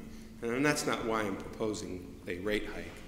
I am proposing a rate hike, though, based on an action that council took earlier in the year that was spearheaded by our Director of Finance, which was, in essence, establishing a fund for our facilities in which any excess revenues that we would have, our gross profits, could be put into those funds and maintained in the future for those facilities' benefit. So it wouldn't flow back to the general fund. So these numbers would cover a self-sustaining entity, like in other words, it'd pay for itself. If we wanted to pay for itself, maybe it would make a nickel. And I would say that's the intent, and whether we get there in 1 year, or 3 years, or 5 years, we're going to start that journey, I believe, with the... Because it'd be always good when you can, have it sustain itself. I believe with the software that it will be able to provide us with numerous reporting packages of the usage, where they're coming from. We also did a study, and I'll just throw it out so that I remember it at this time, of the percentage of use of our facilities that are originating outside of North Canton. And as it relates to the picnic shelters, not Dogwood Pavilion, but the picnic shelters I was most interested in, about 2/3 of the rental are not from North Canton residents. And we're pulling people in from Carrollton, Tuscarawas County, Columbiana County, Summit County, all over Stark County are coming to North Canton. Why? Because we provide great value for your dollar. We provide a great experience there, a safe experience, and I think that's why we see such demand, and we want to maintain that. So just from the cleaning cost situation, we want to be able to break that out, and that's what we would be recommending for Dogwood, is the $20 increase. If I move down to the picnic shelter, since we're kind of segueing into that, you can see the existing cost is $40, and we're proposing $45. And I should say this is, something that I developed, took to the park board. This doesn't reflect yet anybody's views here, because nothing's been adopted or anything like that. This is just me making a presentation to you all. But the $45 has not been, that rate for those facilities has not been changed since its inception 10 years ago. So it's probably overdue to kind of maintain those facilities and kind of, we would like to be able to grow them, in fact, in the future. Okay, so the rest of it stays the same as far as the sports fields, not making any changes there. If I can flip you back to the yellow sheet, we're going to go to section 3, and we're going to see that we've introduced the split rate now, what we feel is the correct rate, not including the cleaning fee. We see that the picnic shelters have been increased to 45, and we've introduced a couple other categories. Council's discretion, yes, Mr. Mayor? One question. Just to clarify, the highlighted areas, you had highlighted in yellow as opposed to the other portion. Thank you very much for that question. I failed to identify that at the beginning. In taking the 5 ordinances and combining it together, the areas that are not highlighted are existing language in the other ordinances that stays the same. So the highlighted area is just the sections that I will be proposing. That's new language. New language. Okay. And then one other question. When you go to a movie theater now, you can you plug in the seats that you need to buy. You can do it online, right? That's correct, sir. So this new software, is it something similar? Yes, very much so. That was one of the major attractions in putting this together, is that we want to, I bandied this term with most of you, we want to redefine the citizen experience. And we're stepping that direction with what we're doing with our social media, what we're doing with our website. The group that's developing the website is also the group that's developing the recreational software. There was a merger of companies in the recent past, and they both excel at that. And what we want is to have people to be able to sit at home with their smart device or their tablet or their computer and be able to just go in like you do now when you want to go to Expedia or Orbitz and book a room or book a car or whatever you're doing. You don't have to call anybody, you can just do it. Did a similar thing in a different occupation in a different city, and the intent was to enable people who really don't want to call in, to give them the information to do things so they don't have to call in. And that it creates an opportunity for us to remove an administrative roadblock in that we have personnel that could be working on other things. Did you have a question, Mr. Cantton? So this is what we've been wanting to do, is bring us into the 21st century, take it into the technology, which is a great thing. So thanks for your effort. What I'd say to add to it is if words are like a picture or video of the facility, so we can link that up on the website so people can preview it from anywhere in their comfort of their home. Yeah. And then you can get excited, emotionally appeal, plug it in. I think the rates are too low, but I'm just saying this is a stepping stone. In regards to the photos and the videos, yes, we are already in that process of taking new photographs, new videos. What we hope to be able to do from the website is then, if you're interested in anything about renting a facility, you click one button, pops up a whole nother page, window, if you will, and everything you need to do and can do can be done right there, and you don't have to talk to anybody. And you can pay for it right there. And if you want to do a birthday party at the North Canton Skate Center or Sky Zone or any of those places, you're able to do that completely online now. And in fact, a lot of their employees will, if you call and say, I'd like to talk about it, they will say, please go online. You can find all the information and in 10 minutes you've got a virtual tour. Right. And that's how most people prefer it. Like you mentioned, Pat, I think this is the right direction. This is good, man. This is awesome, man.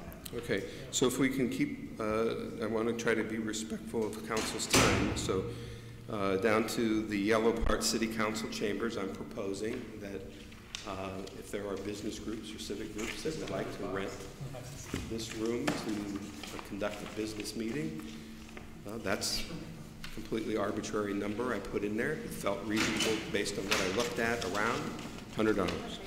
The administrative conference room. Are they invited to bring their own sound system? Can I sit in your chair for like $100? It's how many? Administrative conference Mine room. for 50. See how this goes? I like it. Entrepreneurs, I love it. $25 for the conference room. Thank you. Provided that we were to move forward with the portico project, north or south, if we were to, $40 to rent the north or south portico, which we would hope to envision having picnic-like, lunch-like eating things, similar to what you would find at a Panera outside of there, something very classy. Deference to Dominic. Okay. All right, so now I think we're at the point where I want to just break down the Civic Center, and beyond just showing you the difference in the cleaning cost and how we want to break that out and be consistent with that, you can see that in the existing ordinance for Friday night, it's $600, which includes the cleaning. Great. It costs $110 to clean. That's 20%. What if the cost goes higher? And I'm told by the administrator that the next lowest bid was significantly higher than where we're at. So this is why it's such a concern to me that we get moving in that right direction. So all those days are broken out just very nicely on your facility rate sheet. All right, so now I'm going to introduce to you, back to your yellow sheet, we're moving right along. Right above section 4, we talk about the Civic Center gazebo and the use of outdoor chairs. I think a little while ago you guys had changed the ordinance to allow for renting chairs for outdoor use at the gazebo. You cannot rent the chairs or the gazebo unless you have rental of the events hall. In the instances in the last 18 months that I had looked at, I've found a single instance of a rental for that. So to me, it should be something that we include in the rental as an upsell, saying, look, I don't know what other facilities do, but we include this wonderful gazebo, and we'll even have chairs out there. That's no extra charge. I think that gives it a little bit more, because I don't think there was any interest otherwise. So I'm proposing that change. All right, section 4 is where we're going to get into a little complicated math, and so we're going to rely upon our math people to really help us if needed. It's in the area of discounting. In the present ordinance, we offer a discount for multiple rental at the Civic Center, and they get X percentage discount to that. And that discount is applied to the total price.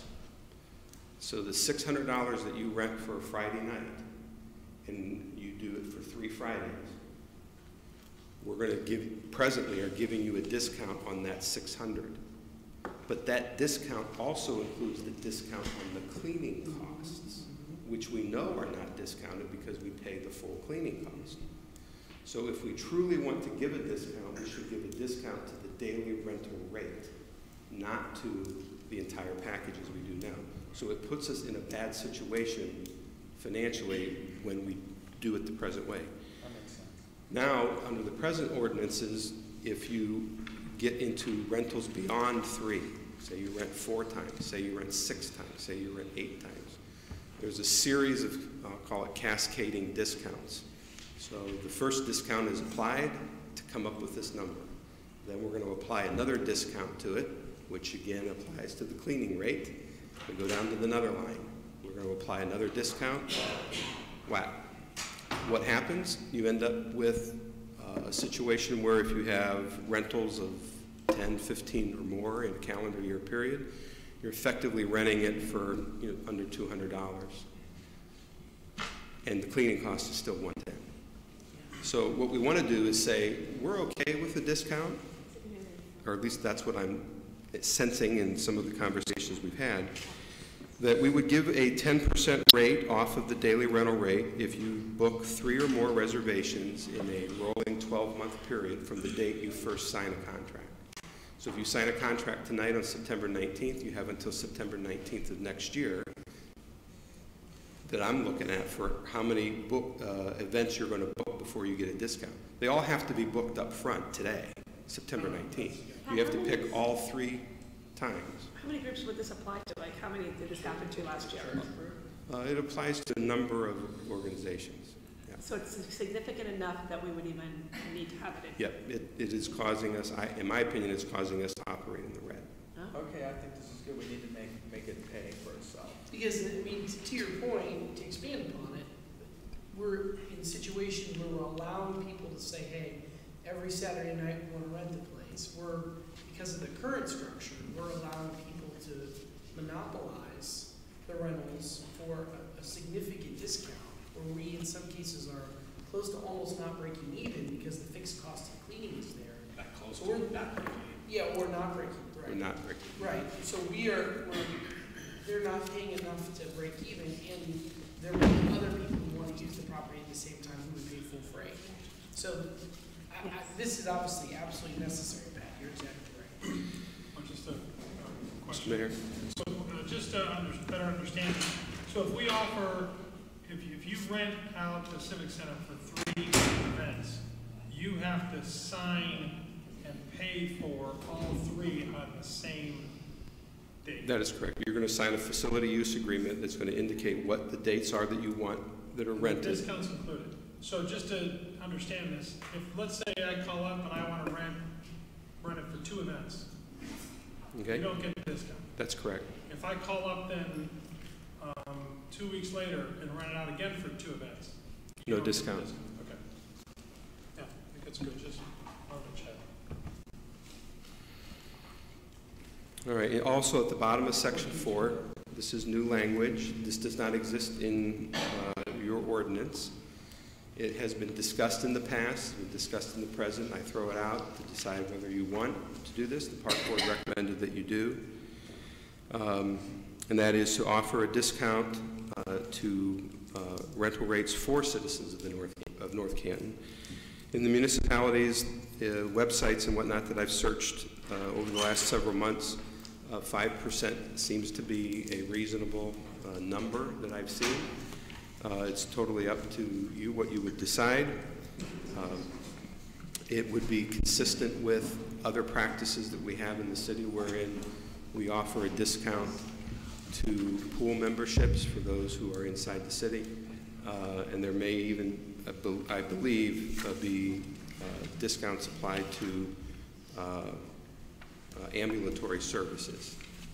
I think it's a great idea, Pat, but just from a technical standpoint, if we're going to do all of this online, how does the software able to determine whether or not someone's a resident?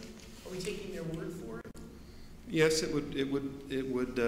We can, use geographics. We can use zip codes to identify kind of where we are, but it would still run on the honor system online,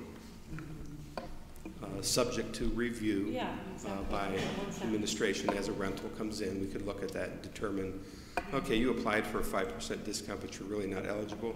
We've got all their contact information. We get on the phone, call them, and say, hey, this is where we're at. It sort of makes sense when we do it with Dogwood Pool. So it kind of ties in with what we've done with other entities. Yeah, I think it's a great idea. Really. I think we could make it work. If it ever became unworkable, I think I would just come back to council. Well, after a year, you have these cleaning contracts for a year, so we know what the fixed costs are for a year, right? And so, like, you can always revise it next year. If we find that we're running into the problem of people lying or whatever, we can change the rules.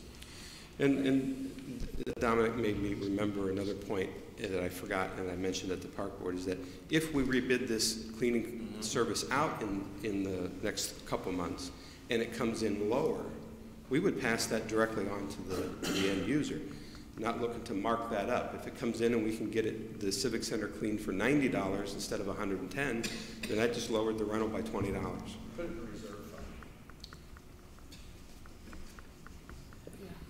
Okay, section 6 then is authorizing now. We've set up these funds, but we want to authorize the Director of Finance to set aside up to 10% of the effective daily rental rate on every facility use agreement for future capital improvements of the facilities. We opted for language up to rather than just stating a specific dollar amount. to give the council and the finance director flexibility. You remember the presentation that the finance director gave us a few weeks back regarding the health insurance, and that a particular fund had developed too much of a surplus, and we had to figure something out in that regard. This provides you with that mechanism if we ever felt that the balances were getting too high and we wanted to not take 10%, we could do that. Okay, flipping the page, please. Section 8, we need to establish a uniform refund policy.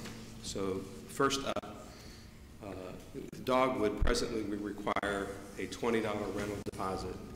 And this was probably the first thing that when I reviewed got me to the point where I wanted to harm myself. So what happens is everybody pays the $20 deposit, right? And how many rentals, this is the interactive part of our program, how many rentals did I say were at the Dogwood facility in a 12-month period? 365. So I got to handle 365 $20 transactions. I have no software to handle it. So we're doing manual Excel spreadsheets of all the data regarding who paid it, what their address is, their contact information, because I have to keep that straight from a bookkeeping end on our side with receipting and balancing. And then I have to be able to transfer that money over to the director of finance, in which she has to, her department has to put information into their system, because ultimately we are going to refund every one of those deposits, 100%. The $20 doesn't actually protect us against anything as far as damages, but in these terms and conditions that I've been working with the law director on, that's where we want to strengthen it. We don't want people to be able to, we want people to know that they're responsible for the full extent of the damages that they would cause, and we spell that out more clearly in those terms and conditions. So with the $20, forget the $20, and not collect the $20. It's too much of an administrative hassle. The deposit for the Civic Center would continue at the present rate in the present ordinances, just as I have here for $400, which I thought was fair. Okay, so the refund, though, of your rental rate that you pay, you put down. In the studies that I've done, 180 or more days prior to the event, we feel we could give you a full refund.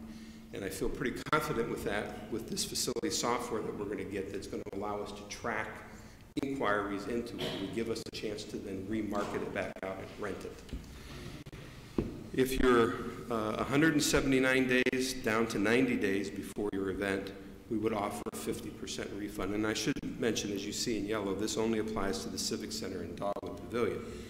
The picnic shelters, the sports fields, the offices, the portico, the council chambers, those are all non-refundable rental rates. But Civic Center and Dogwood Pavilion, 90 to 179 days, you get 50% of your money back. 89 days or less, you get no refund. We should also say that in cleaning up this process with the software and being able to book it at home, it will standardize that you have to pay at the time of booking. Now, we can structure the Civic Center along the present ordinance lines that may require half down plus the security deposit, so that they wouldn't have to come up with maybe the full $900 on a Saturday night, and they're booking it today for a year in advance. But in their terms and conditions and the materials that we would give them, it would spell out when the next payment is due. So for these smaller rentals, it's $100, $175, $45. There is no payment plan. You have to pay in full. For the Civic Center, we can make that work down to the first. I was just going to say, like, my kids are good cleaners, and I want to save some money. Can I clean No, myself? you cannot. Stephanie? I just was wondering. Pat, something I didn't bring up. I'm sorry, Stephanie was first. Stephanie was first. Stephanie was first. Excuse me? Stephanie was first. Go ahead. There's another room back there. I know. So we're going to be using a lot more of the credit card, so there's always a fee attached to that, a percentage on each one. Is that something we need to take into account? The fee is passed through directly by the provider. That is as present. Okay. We do that now. I believe it's, the name escapes me, but they charge 3% Okay. that goes on to that. That's not anything that we collect, we don't administer it. Okay. And it's disclosed at the time of the use of your credit card that this is the amount that's going to be charged to your credit card as a So convenience. that's part of the software that we're getting?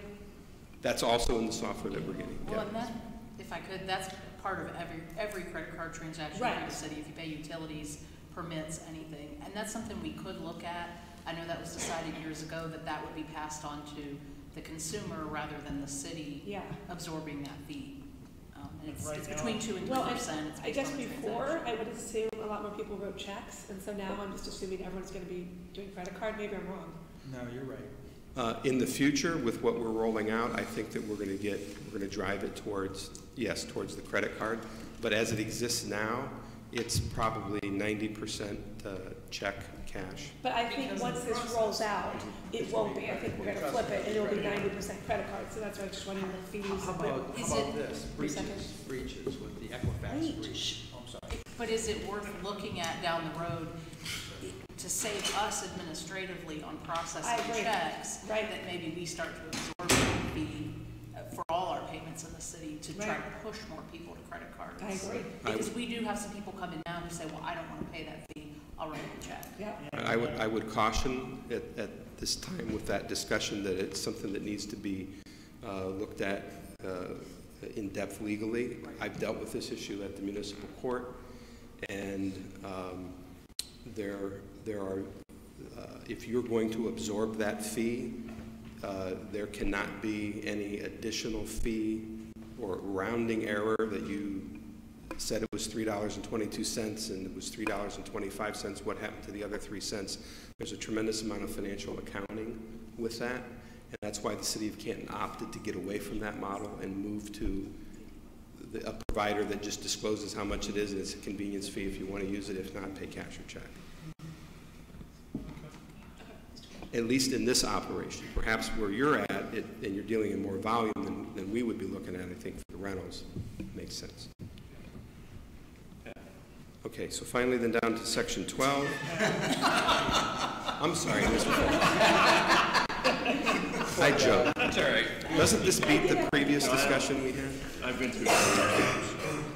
We talked earlier, the only thing I want to make sure of, if the Smith family rents Dogwood Shelter the third Sunday of July the last 20 years, there's an option for them not to be closed out of it because someone that morning decides they want it for next year, that date. I think there has to be something that allows for, you know, the families that have used these facilities for years and years and years to have the opportunity.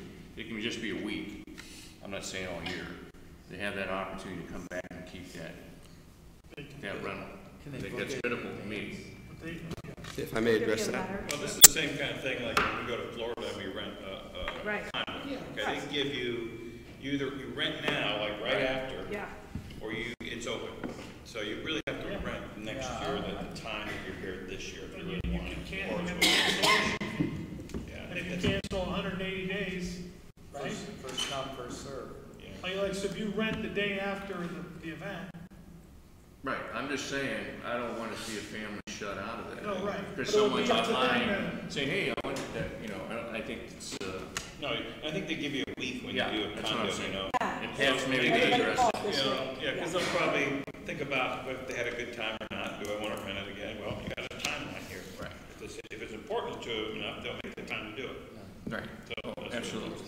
And it's usually the next day, that Monday, they go in, and that's the way it works with our family that uses the facilities. I'm just saying, I don't want to lose that opportunity.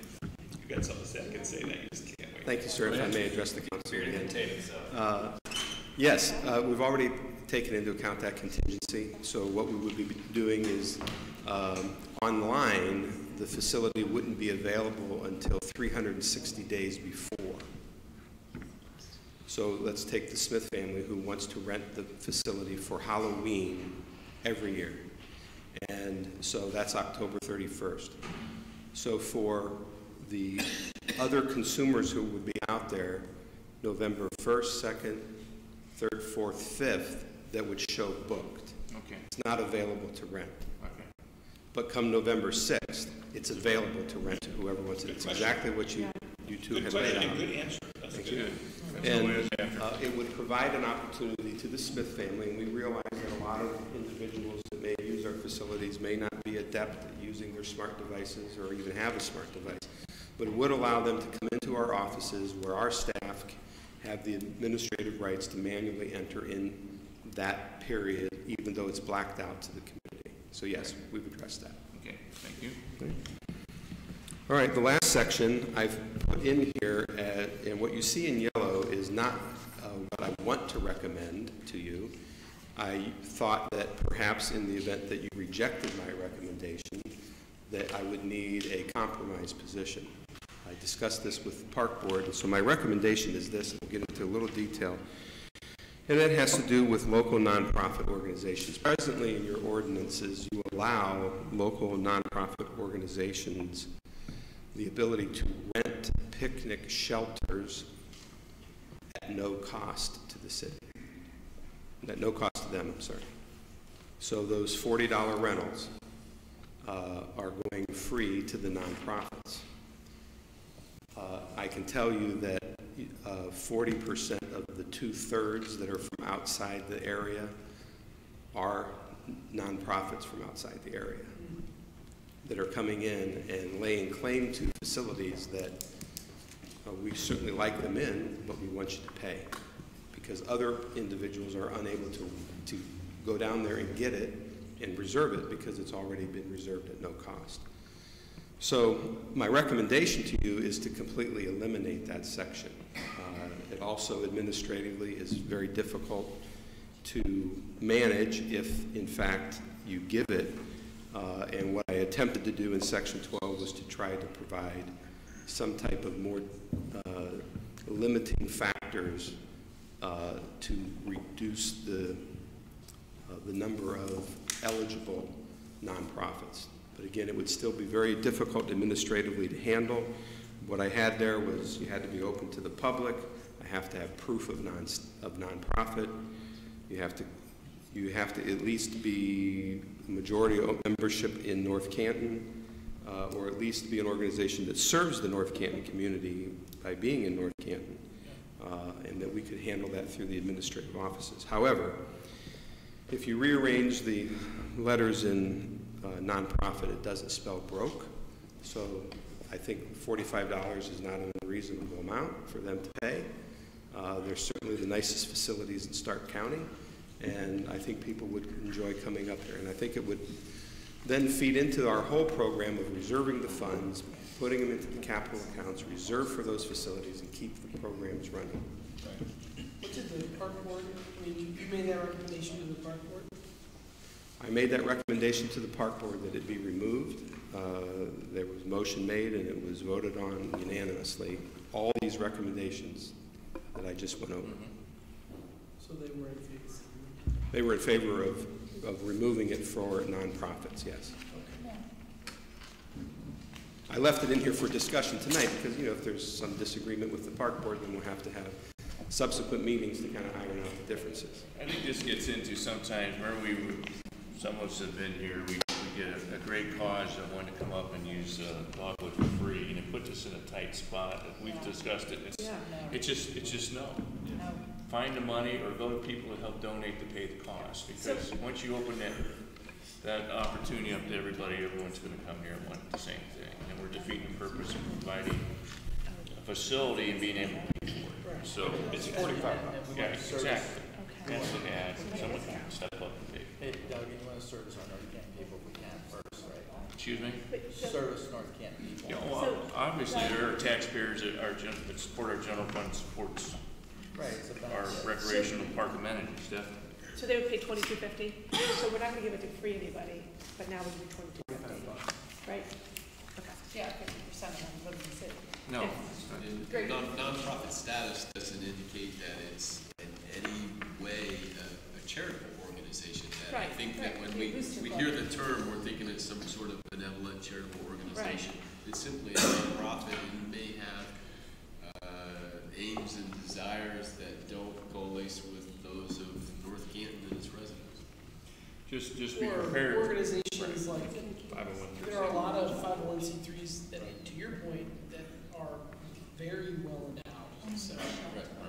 No reason to give it 45. So you're proposing the elimination of section 12. That is correct. I'm Okay. proposing elimination of section. I don't have a problem with it, as long as they know if somebody comes up, that we stand But we've always said that, unified. I mean- Not with the rental, not with the shelters.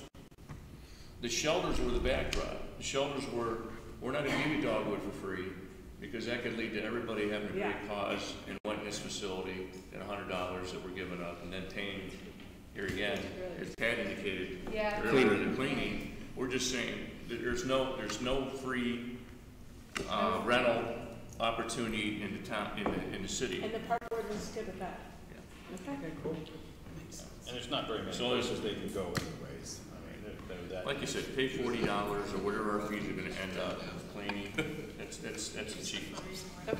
That's an all-day rental. You have some, not to, you know, you have some facilities that rent by the hour. Right. No, it's fine. I have a shelter that rents 3 times a day. Makes a lot more than $40. If you get the shelter here, $40, you have it all day. That's a pretty good price. And if I could just address that point, and I'm sorry to take so long, but what we were never able to do is to get to that level, and that's where we need to go, is where, okay, we're booking the Dogwood facility or the Civic Center, and it's an 8 p.m. engagement till close at 11 or whatever. They don't need access to the facility until 6. Well, what if somebody asked us to rent it at 10 o'clock in the morning, would be out by 2? I agree with that. With the software that we're getting into, we're introducing the concept to the individuals that are renting to specify their time blocks. So saying, oh, and it's not like it's pre-formatted, you can only have it for 4 hours or 6 hours. It's when do you want to be in there? And when are you going to be done? And you need to know that there's time for you to clean up at the end. So after your rental is over, you got to allow time for that. And we can put the blocks in. For instance, somebody says, well, I want it from 8 to 11, and I'll clean up from 11 to midnight or midnight to 1. No, you'll clean up. You know, you're going to be out of there at the exit time. We don't want people to just leave in the middle of the night and they don't clean the facility and they just walk away from it. But to Pat's point, I think we have to, you know, review that a little more in the sense that if we offer the rental, we want to make sure it's clean for the people that are renting it coming in. Does that mean a cleaning contract allows for a company to come in between? That's what we have to discuss. I don't think we're there yet, but no, we're not there. We're in the process of gathering information. Great giant first step. Yep, giant first step. Thanks, Pat. That's awesome. Thank you for the opportunity. Okay, thank you. Thanks, Pat. So are we going to move this to? Yeah, we're going to put this on the for first reading the next council meeting, unless anybody has, you know. That's and I think with the removal of section. the removal, and I think Pat's worked long and hard on this. We've discussed it. We've been through this. It's great. Different ways, revising it. I think let's just try this approach now and Well done. move forward and see where we get. Thank you very much, especially with the discounted section where we were in the red. Now, Pat, the new fees will be, are we going to use the existing fees, or are we going to put You're going to use what's highlighted in yellow in the yellow document. Okay, Those for are now. already reflecting the change in the rate. Well, when the cleaning contract comes up next year, we're going to maybe address this ordinance. You won't need to address the ordinance. It'll be The handled. fees will just change. The fees will change. Okay. Very good. All right, yeah, thank you so much. Thank you. All right, next up, personnel and safety. I'm going to turn both of these A and B over to Laura. Yes, sir. Thank you. Director of Finance, thank you. Item A is amending the compensation ordinance. This is to add a new position called a client coordinator. This will actually be a replacement of an employee in the finance department in utility billing. We have an employee who is going to be retiring at the end of the year. She and the one other utility billing employee are the only 2 left in the finance union. So in speaking with the remaining employee, rather than have a union of 2 people, which doesn't have a lot of negotiating power, or going to another union that she's not familiar with, she would rather just dissolve that. And working with the law director, we're going to petition CERB to do that, and then transition both those positions to exempt. So this is just adding that exempt position to the ordinance. Replacement.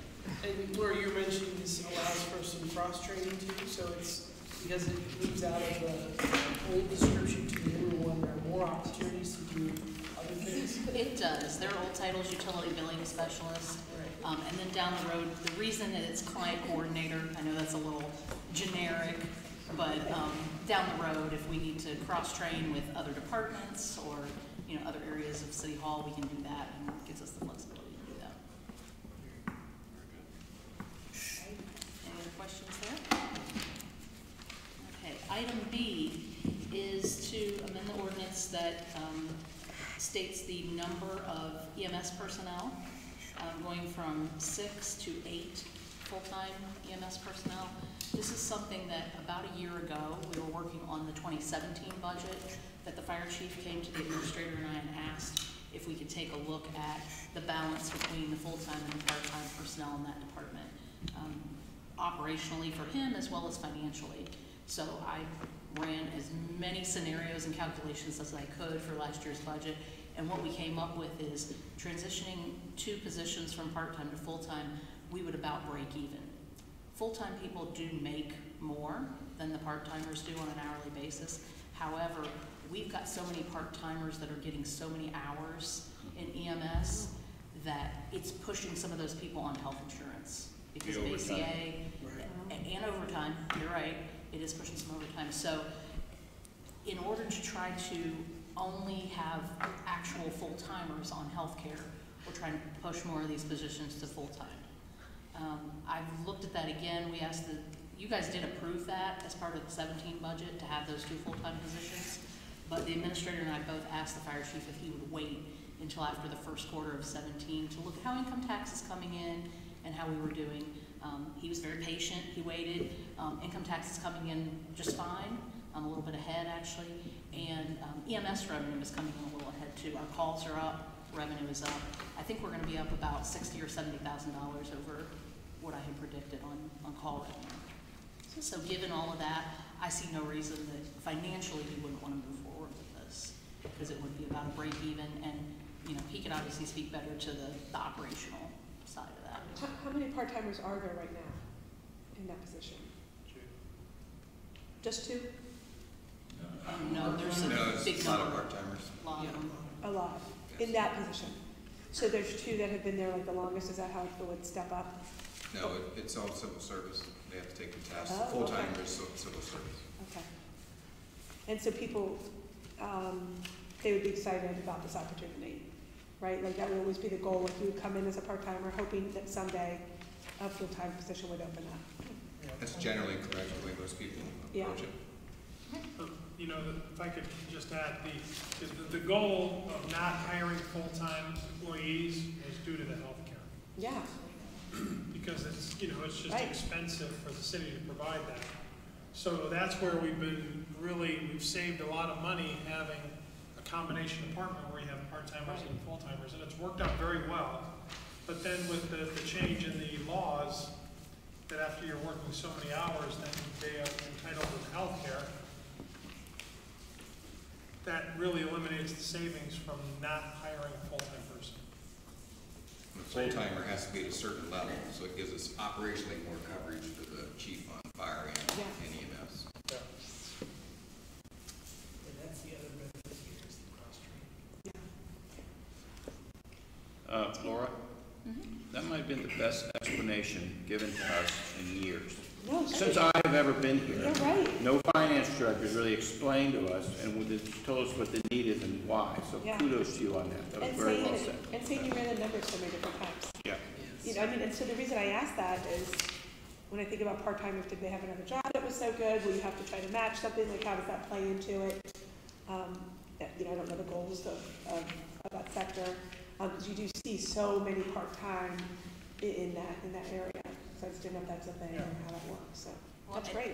And I give the fire chief a lot of credit too, because when I was working on all those numbers, I don't know the way the fire and EMS schedule works. Yeah. So everything I asked him to give to me, he did. You know, he mocked up a schedule for a whole month with color coding so that I could understand it and see exactly how those positions would fit in and what hours it would save. And so we worked together running all those numbers and tried to get the best result. I was going to say, he had a lot of homework to do. So of course, every time he came in, we gave him more homework to do.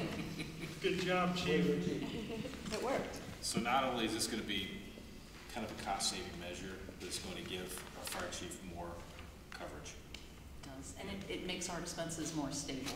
Basically, every 2 weeks, when we process payroll, we hold our breath to see if another person is gonna qualify for health insurance.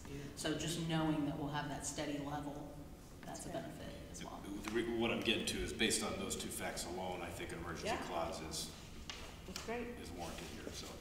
And once a part-timer hits that insurance level, it's good for a year. Oh, so even though his hours may go down? Correct. Yes. That's correct. Okay, Good so are you gonna put that on the agenda Yes, ma'am. next week? Next week. All right. Thank you, Laura. Thank you. I greatly appreciate it. All right, next up, Street and Alley. Chairman Fontaine. Okay, so we have ODOT Transportation North Canton. We're going to be reworking the bridge.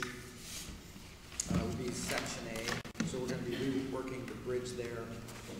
It's just like, since you come off of South Main on East Hill or 55th Street, just right at the bottom there, there's a culvert. And in 2014, they had on the books to possibly, redo it. And after inspecting and so forth, they're revising it to what they call rehabilitation of the bridge. So that's going to be done in culvert, and it's going to be paid for by ODOT. So that should be done and not cost us a penny, okay? So you know what I'm gonna ask you. Yeah, Mark, did you mention? You're saying yes, or I mean, what kind of rehab are we talking? Can we dress this thing up with stone and do some things that we want to try to do everything that we put in place here to create a better atmosphere, or do we just, is it just a? You don't even really notice it, do you? Really?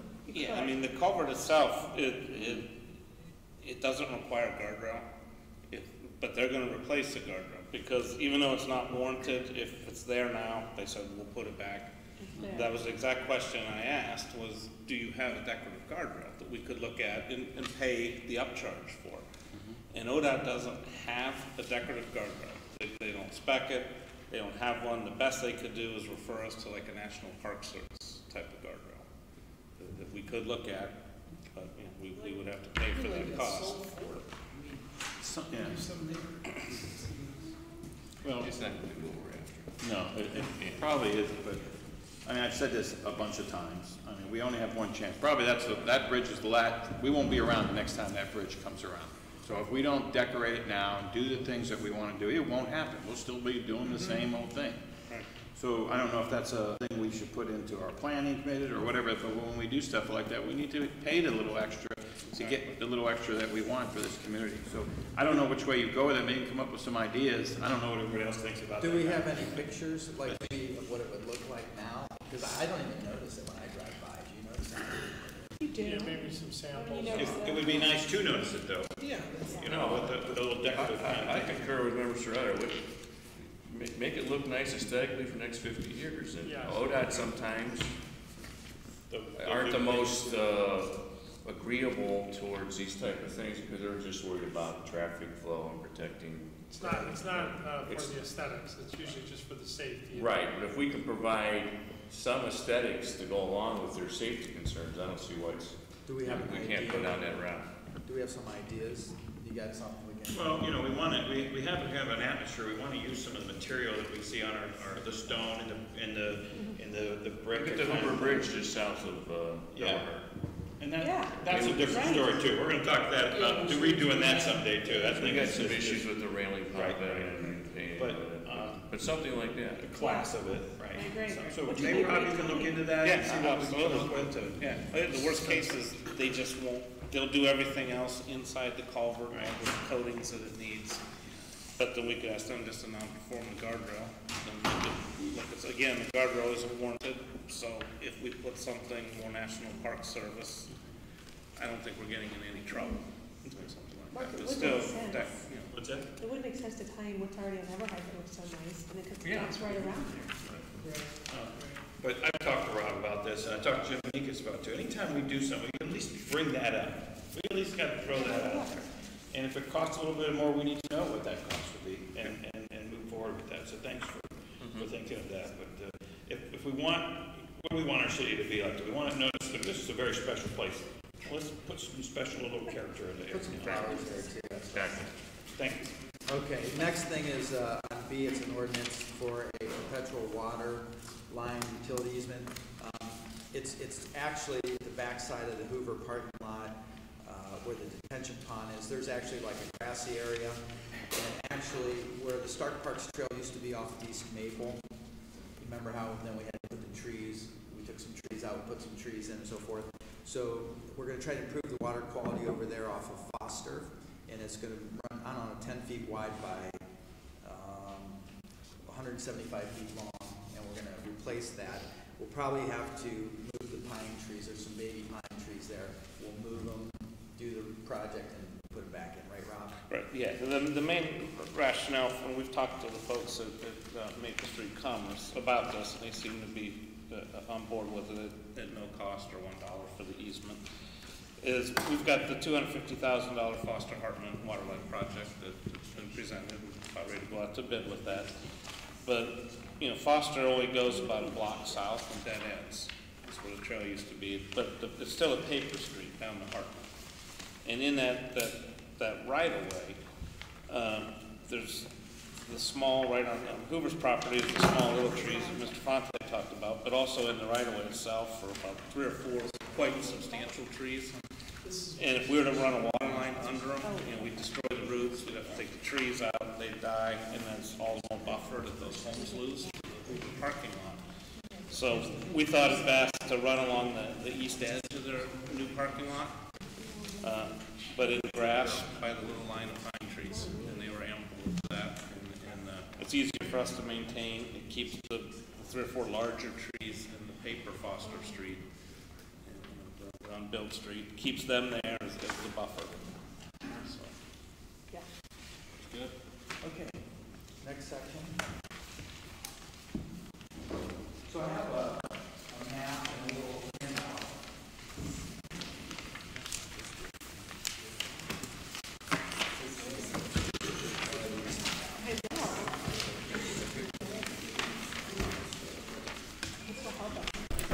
Okay. Mr. President, council members, administration, and wherever the mayor went, and our guests. Hey, so anyhow, I wanted to talk a little bit about a lot of things that are happening. There's some major changes about in North Canton. Over the next 10 years, I think you're going to see a huge shift in North Canton as well as across the country. And what that big shift is in the next 10 years is what's called millennials. Anybody hear of them? Millennials? They were born with some kind of IT technology, whereas we're forcing ourselves to learn this. Actually, millennials were born between 1982 and 2002, and actually they're the largest living generation currently with 74.5 million. That's huge. So don't think that's going to impact what we're doing here in the city and around the country. Actually, a lot of us have kids and grandkids. I have 5 children, and they're all millennials. Now, the group that's replacing is the baby boomers that were born in 1946 to 1964, which would be a few of us, right? And the funny thing is if you look at over the next 10 years, where are we going to be? I'm going to be touching 70, knocking on 70. I thought I was just a boy. 70 years old. How about you guys? In 10 years, where are we going to be? So right now, there's 10,000 baby boomers retiring every single day. Think about it.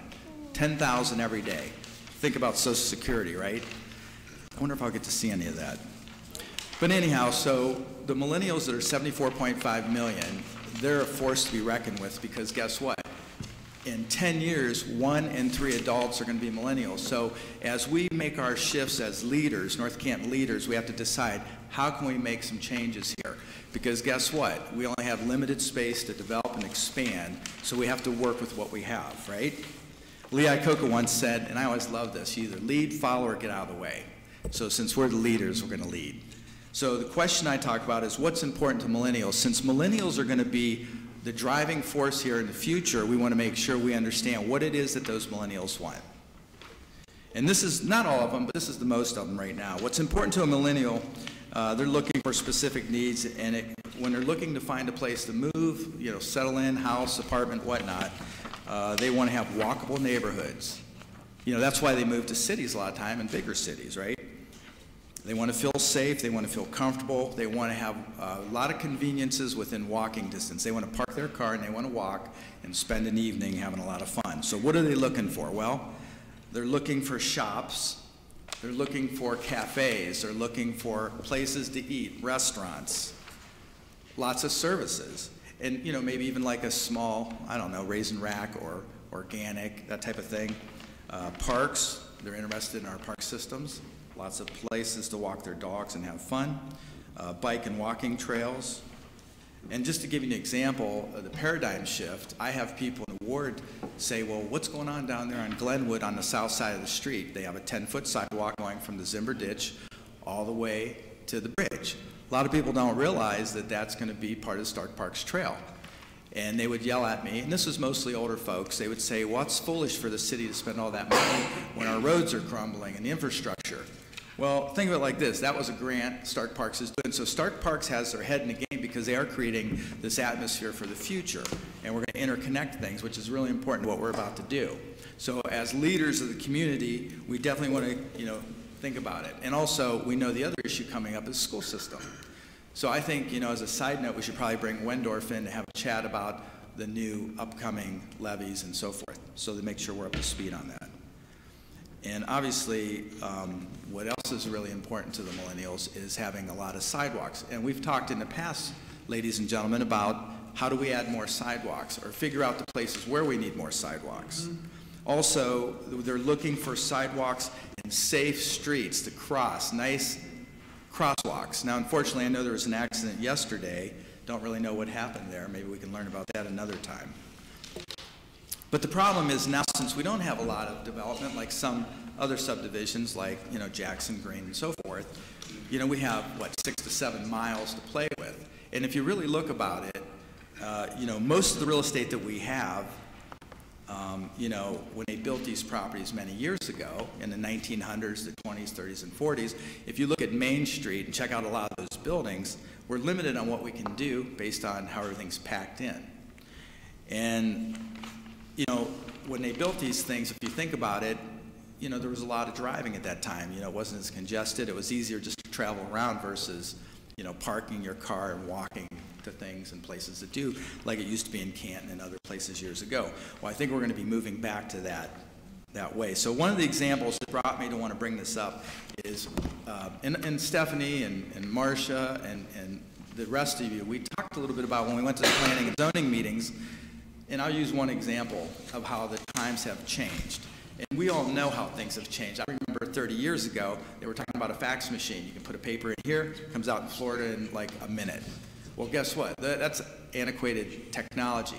But when you think about PAVs, the struggles we had with this building, it was a video store, it was a pottery shop, it was a resale shop, and we had to get like all these parking spaces when there's going to be a lot of people that do walk-up. And it's a seasonal business, although it should be good all year long.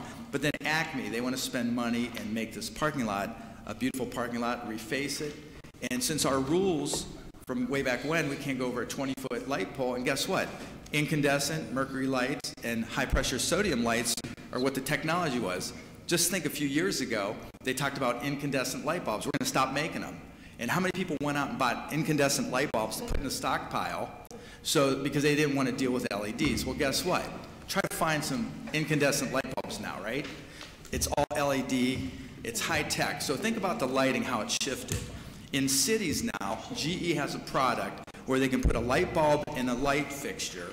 It can tell you by Wi-Fi that the parking lot is empty, or there's a spot empty, or there's a shooting, where the shooting came from. It can play music, it can video. I mean, the technology is through the roof. Now, as we move forward in the 21st century, just like the signs, all the things we talked about tonight is all these issues. We have a lot of, I mean, we can only do a little bit at a time, like the law director said. So I'd say, think about the north end of North Canton. We have, you know, we have Starbucks coming. We had some issues trying to retrofit that.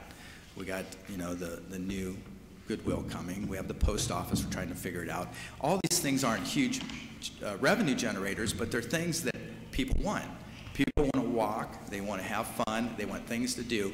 And I think as we move forward, we got to start talking about the zoning issues.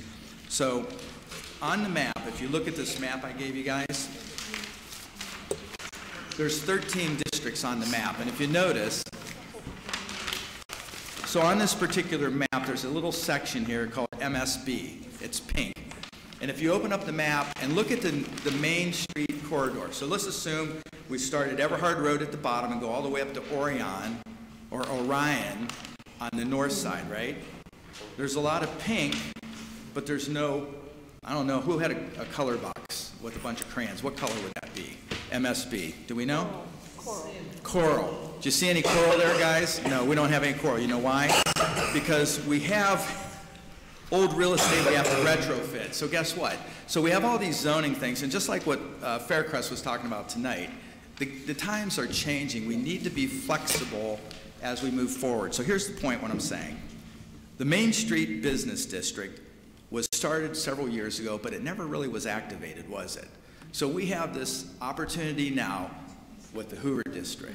I mean, let's face it. We want to see development. We want to see some things happen. Maybe down the road, once there's a lot of walking and activity, maybe we'll slow it down to 25 miles an hour. So my purpose today is just to get us to open up discussion, take a look at the map. As council members, let's do this, right? Let's send a resolution to the Planning Commission. Let's decide what we want to pass on to them. Looking at this district, what do you think we should do for our Main Street district? And what's the purpose of that? Well, the purpose is that you don't have new large spaces, you have shorter setbacks, the lighting restrictions, the parking restrictions. So I'm saying that by giving this opportunity, by identifying the MSB Main Street Business District, then that would give planning and zoning some flexibility. Think about it like this. Acme, go up to Green and check out their new strip where they have paths and the Acme strip. Did you see it? Anybody been there? Raise your hand. Anybody? Okay, did you ever see their 30-foot poles with the LEDs? Yeah. It doesn't glare you out like these mercury lights that we have. So the point what I'm saying is that their hands were tied because we didn't have the flexibility, because we don't have the laws in place. So this is like the signage and every other thing. We need to start chipping away at this and bring people into the 21st century. They could have saved $80,000 or $90,000 if they could use those 30-foot poles, which there's nothing wrong with it. And if it's against the residential or apartments, bring it back down to 20 like the rules are now. But the point what I'm saying is we don't have that flexibility. Their hands are tied. And as council leaders, we should be able to go ahead and discuss what do we want to do, send it over to them in a resolution, and let's get this thing rolling, because the next big pill to swallow is going to be Hoover District. We need to get that project rolling. We need Stu to go ahead and wrap up the project. And then that's going to bring in the synergy. Look at the synergy we have up north. You know, we have McDonald's, we have the Acme Strip, we have Starbucks, we have Pavs, we have Goodwill. We have a lot of positive things happening in North Canton, so we have to get the message out. And as council members, to wrap this up, because I know we're going over here, ladies and gentlemen, is I say, let's open some discussion. What do you think about this Main Street Business District? Are you ready to activate it and start moving forward with the 21st century? Because those millennials are coming. Your kids, my kids, grandkids, whatever you have, whatever age you are, this is here to stay. We have to move, lead, follow, or get out of the way. You ready to lead? You ready to lead? We ready to go? What do you think, Mr. Soretta? I got a question for you, Mr. Fonte. Yes, sir. That's all good and stuff, but I wouldn't even consider myself qualified to make those decisions. Do we think we would bring somebody in that knows about? Well, let me just start with this. We're not redoing all the zoning, and then I'm going to let Tim talk a second, because we've had conversation about this. Here's my point. Everhard Road, look at Cleveland Avenue, all the way up to Orion, okay? That's North Canton, and there's a lot of old real estate, and not really a whole lot to work with. So all I'm saying is let's activate a section of town. I would recommend Everhard to Orion and send it over and let planning make the decision on what their recommendations are. They're the experts. I'm just saying, but they have to take some direction, because it's been here, it's sitting there on the map circled, but it hasn't been activated. It needs to be activated so we can start having some flexibility when these people, these are our business partners, these are people that are hiring. You don't see like poor people, you know, doing all these renovations. You see developers. We see people doing work to our city. We have limited space and limited real estate. So what I want to see is I want to see some flexibility. I want to work with these people, as long as it's safe and ethical, to work with these people to make things happen. We need to make things happen. And we have the authority and the power to do it. Now, Law Director Fox, please fill us in. Well, the Planning Commission has discussed this a number of times, that they wish that council would send a message to them that would encourage them to look at, are we only thinking about this Main Street area? Because they were also considering perhaps a portion of Apple Grove, that a portion of that is perhaps almost complete retail commercial business in there, and that perhaps the Main Street Business District would just go Everhard to Orion, that maybe would be part of Apple Grove, but they absolutely are confounded of why there's not a message to them in why aren't we activating this Main Street Business District, because there was some forethought of the difficulty for new businesses to come into this area, that many of these parcels are so constricted, where Paths was looking to go in to put an ice cream parlor.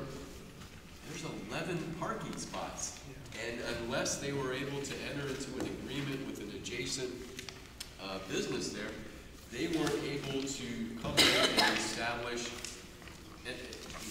an ice cream parlor. But had they had the flexibility of having the Main Street Business District, this would have permitted the Planning Commission to take those factors under consideration. It would have permitted that ACME could have considered the area that was commercial all around it, and in addition to, you absolutely have a residential area. So it gives some sort of discretion to the Planning Commission, the Zoning Board of Appeals, that these Main Street businesses are just locked in, and if we don't give some discretion there, you're going to see more and more empty storefronts. You know, that's the bottom line. They can't get there. We don't have expansion growth. It just isn't happening until we figure out how to get across Whipple or something like that. But the point what I'm saying is that if you have lemons, you make lemonade. You know, I mean, we can't help it. We don't have big, expansive spaces with, you know, wonderful, you know, I mean, if you think about it, we have historic, compact, smaller buildings, smaller floor spaces, slightly out of date. We just need to have flexibility. And zoning and planning are to protect the city. We don't want, you know, a bunch of like junky places popping up, but we want charm and character. We want to, like, the reason why I gave you the thing about the millennials, this is for real. I see it in my industry. I see it across the board. If you think about how this technology's changed, everything that Pat talked about tonight, everything that everybody's talked about, it ties into the technology and the shift. Think about it. As a government, everything's slow, we're out of date, we can't, you know, move quick and smooth, ebb and flow. It's like being in the water stream and fighting up current to try to stop from going down current. How about this? Don't grab the limb, roll with the flow. And this is what we have today to deal with. We have this at our disposal. We need more tools in our toolbox. As we move forward with the Hoover District, the apartments, and all the other spaces from A to Z, which is from Everhard Road to Orion, maybe we move a little bit down Apple Grove each way. I mean, let's face it, you got Walther's Cafe, you got a lot of things, a lot of commercial space. Let's make it happen. I'm just saying, my recommendation is, let's try to figure out something. Let's send a resolution, we'll have law director drop, let's get it over to planning and see what they have. If we can, Go ahead. I can just add one thing. Well, we can, you know, again, it kind of goes back to what we were dealing with, or we are dealing with Fieldcrest and the zoning. If we could probably combine both the Fieldcrest that we're looking at and then also this business district with the new permit superintendent that should be announced like in the next week, right, Mike? We're going to announce a new permit superintendent, and in combination with that, we can ask the new permit superintendent with possibly an outside consultant to review this so that we know when we're making any changes to the zoning, whether it be for Fieldcrest or also for Main Street, that we're getting some professional experience. I mean, you know, Kurt Schuring, you know, I think put in place entertainment district. I mean, there's a lot of tools that we don't have in our toolbox that we need to get in our toolbox. Some that we might not even be aware of right now. No, there's things we're not aware of, and I'll talk about that another time. But the point what I'm saying is that the time is to act is right now. So I say let's get it rolling. That would be my recommendation. I hope you guys agree. Thanks for letting me take your time. Tom, love your passion and leadership. Let's push. I'm in love. I want passion, baby, passion. I don't want to know about that, seriously. What I'll do for the upcoming meeting is to point out to you what the Main Street Business District, by rezoning the areas and designating Main Street where the businesses are, that they'll have this zoning, how it will affect it. And it simply provides the ability to place a business in some areas where, say, the setback is too short for the rule that we would have for right now, or the lot width is too narrow. And then the parking may not be sufficient to be able even to place a reasonable business there, so that the Planning Commission, again, has some discretion instead of this hard, fast rule that, well, once we do the math under this rule, you need X number of parking spots based on the number of seats that you're going to have in this facility, or the number of employees you have, whichever is the larger number. Because sometimes some businesses, without designating it as a Main Street Business District, it can't come in there. It might go through the process of looking at leasing, buying, what have you, and once they run the numbers in zoning here under our current rules, they can't come here. They're going to have to go somewhere else. So I'll let you know where all of those would have an impact, what the impact would be, but then also offer to you that although this covers most relevantly parking and setbacks, but also consider the lighting. The lighting's from 2003. If you take that into consideration and simply permit the Planning Commission to make reasonable accommodations for businesses, a great example is Acme. And our rule simply said there must be 20-foot poles.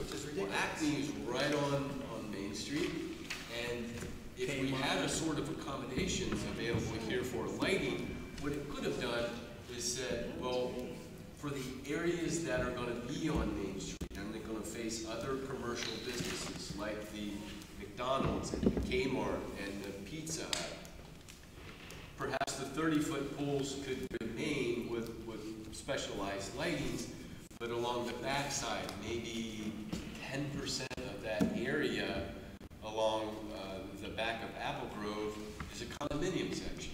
And so in taking their needs into consideration, well, perhaps the 20-foot poles would be more appropriate there, but instead of having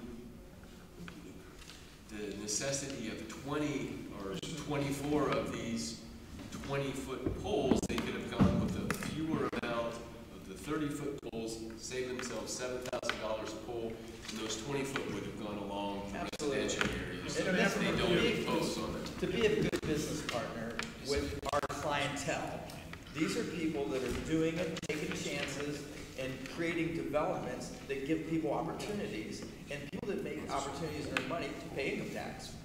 So unless you want to tax everybody to death, we need more stimulation. We want more draw to get those millennials to want to move here instead of go to New York, California, Chicago, wherever they go. Yeah, within the next 2 weeks, we'll have our permit superintendent in place, and we will have a recommendation for a consultant. Good. Okay. Thank you, Tom. Thank you. Okay. Come on, Brian. Very good, thank you, Tom.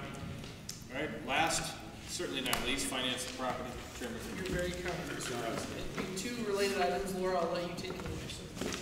All right, the first one is amendment to appropriations. If you see the handout, it is about $26,000 worth of additional items. Seeing as we started with $43 million in the budget at the beginning of the year, I don't think $26,000 is too bad for a little tweaking towards the end of the year. And I did put the reasons on there for you. Some of them are just vendors have raised rates. Other things are just things we couldn't anticipate, like more civil service testing. Any questions on any of that? It's essentially budget cleanup. It is. No, and again, I know we say good things about all of our administration, but another example of how effective budgeting really works well in this is the proof is they put in here. And then the second item is to reclassify some appropriations.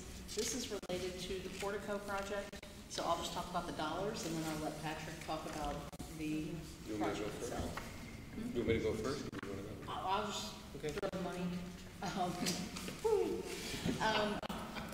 This is, in looking for money to do this portico project, to get it set aside, or to move forward with the project, we looked through the capital budget to see if there were any projects that weren't going to move forward this year, for whatever reason. And working with the engineer, we were able to find three things. The first, the $270,000 from transportation, was due to the West Maple widening project. We had appropriated city funds for that project, and now we learned we'll get OPWC money for that project, so that was just extra that we would need. How much was that again? $270,000. Very good. That's awesome. And then the other $330,000 is made up of two pieces. One was a culvert project that once they got into the middle of the investigation, found out there were some big boulders in the way. Rob can correct me if I'm wrong. Didn't need to do a full rehab on that one. And then there was another project, a storm sewer as well, that just doesn't need to move forward this year. So in doing that, we were able to reclassify those monies if you move this forward to another area. Yes, Will the monies go into the street fund, since we need more street money? Since it was kind of designated there and we're not really needing it, can we roll it back into the street fund so we get more streets done, hypothetically? Well, this ordinance is to roll it into another area to do a project that Patrick's going to tell you about. This is to try to get the portico thing, the foundation straight. Okay, I just need more street money. Well, we also need to. We got Doug all taken care of this. We also need to fix this building. Buildings. Yeah. Quickly. Go, Doug, go. Well, I think, if I could just add into that briefly, that, some of the concerns that were brought up last time were, the timetable moving this forward, and taking that into account, and saying that, no, we don't want to do that project this year. We want to do it in the spring,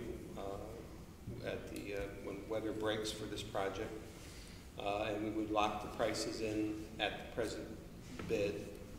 The matter before us is that we have to either accept or reject the bid within 60 days of the bid opening. That would put us on path to October 28th. Plenty of time for 3 readings to make all that happen. It's much needed. It won't get cheaper as time goes on.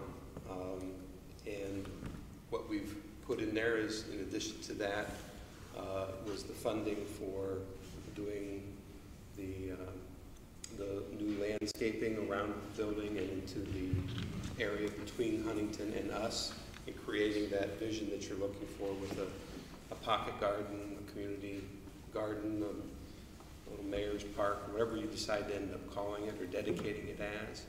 But cleaning all that area is included in what you're looking at tonight. Okay. So what we're essentially doing is setting aside the dollars this year to be spent in our budget next year. So we'll have the opportunity as we go through the budgeting process in the coming weeks to look at it in a bigger picture as well. Look, what other capital expenditures do we have? What else is there? And so it gives us the opportunity to, kind of earmark the funds now because we have them and we haven't spent them. But at the same time, also think about it from a holistic perspective. So I think it accomplishes what we were worried about before. Yep. So. I think we talked about saving money. Well, save it till next year and get this project moving because there seems to be a real need for it. Thank you. We got a great contractor, a good price with what's needed. Let's move forward with it. And I think the porch idea is warm it up so you have people that walk by want to come up and sit on the porch and do other things. I think that's a great idea. We need more of that. That's all. Right. Thanks, Patrick. Thank you all. All right, entertain a motion to adjourn. So moved. Second. Aye. Yes? We're going to need to increase the portico, right? Yes. Fontaine, Yes. Griffith, Yes. Keesling, Peters, Yes. and Waring. Where? Yes.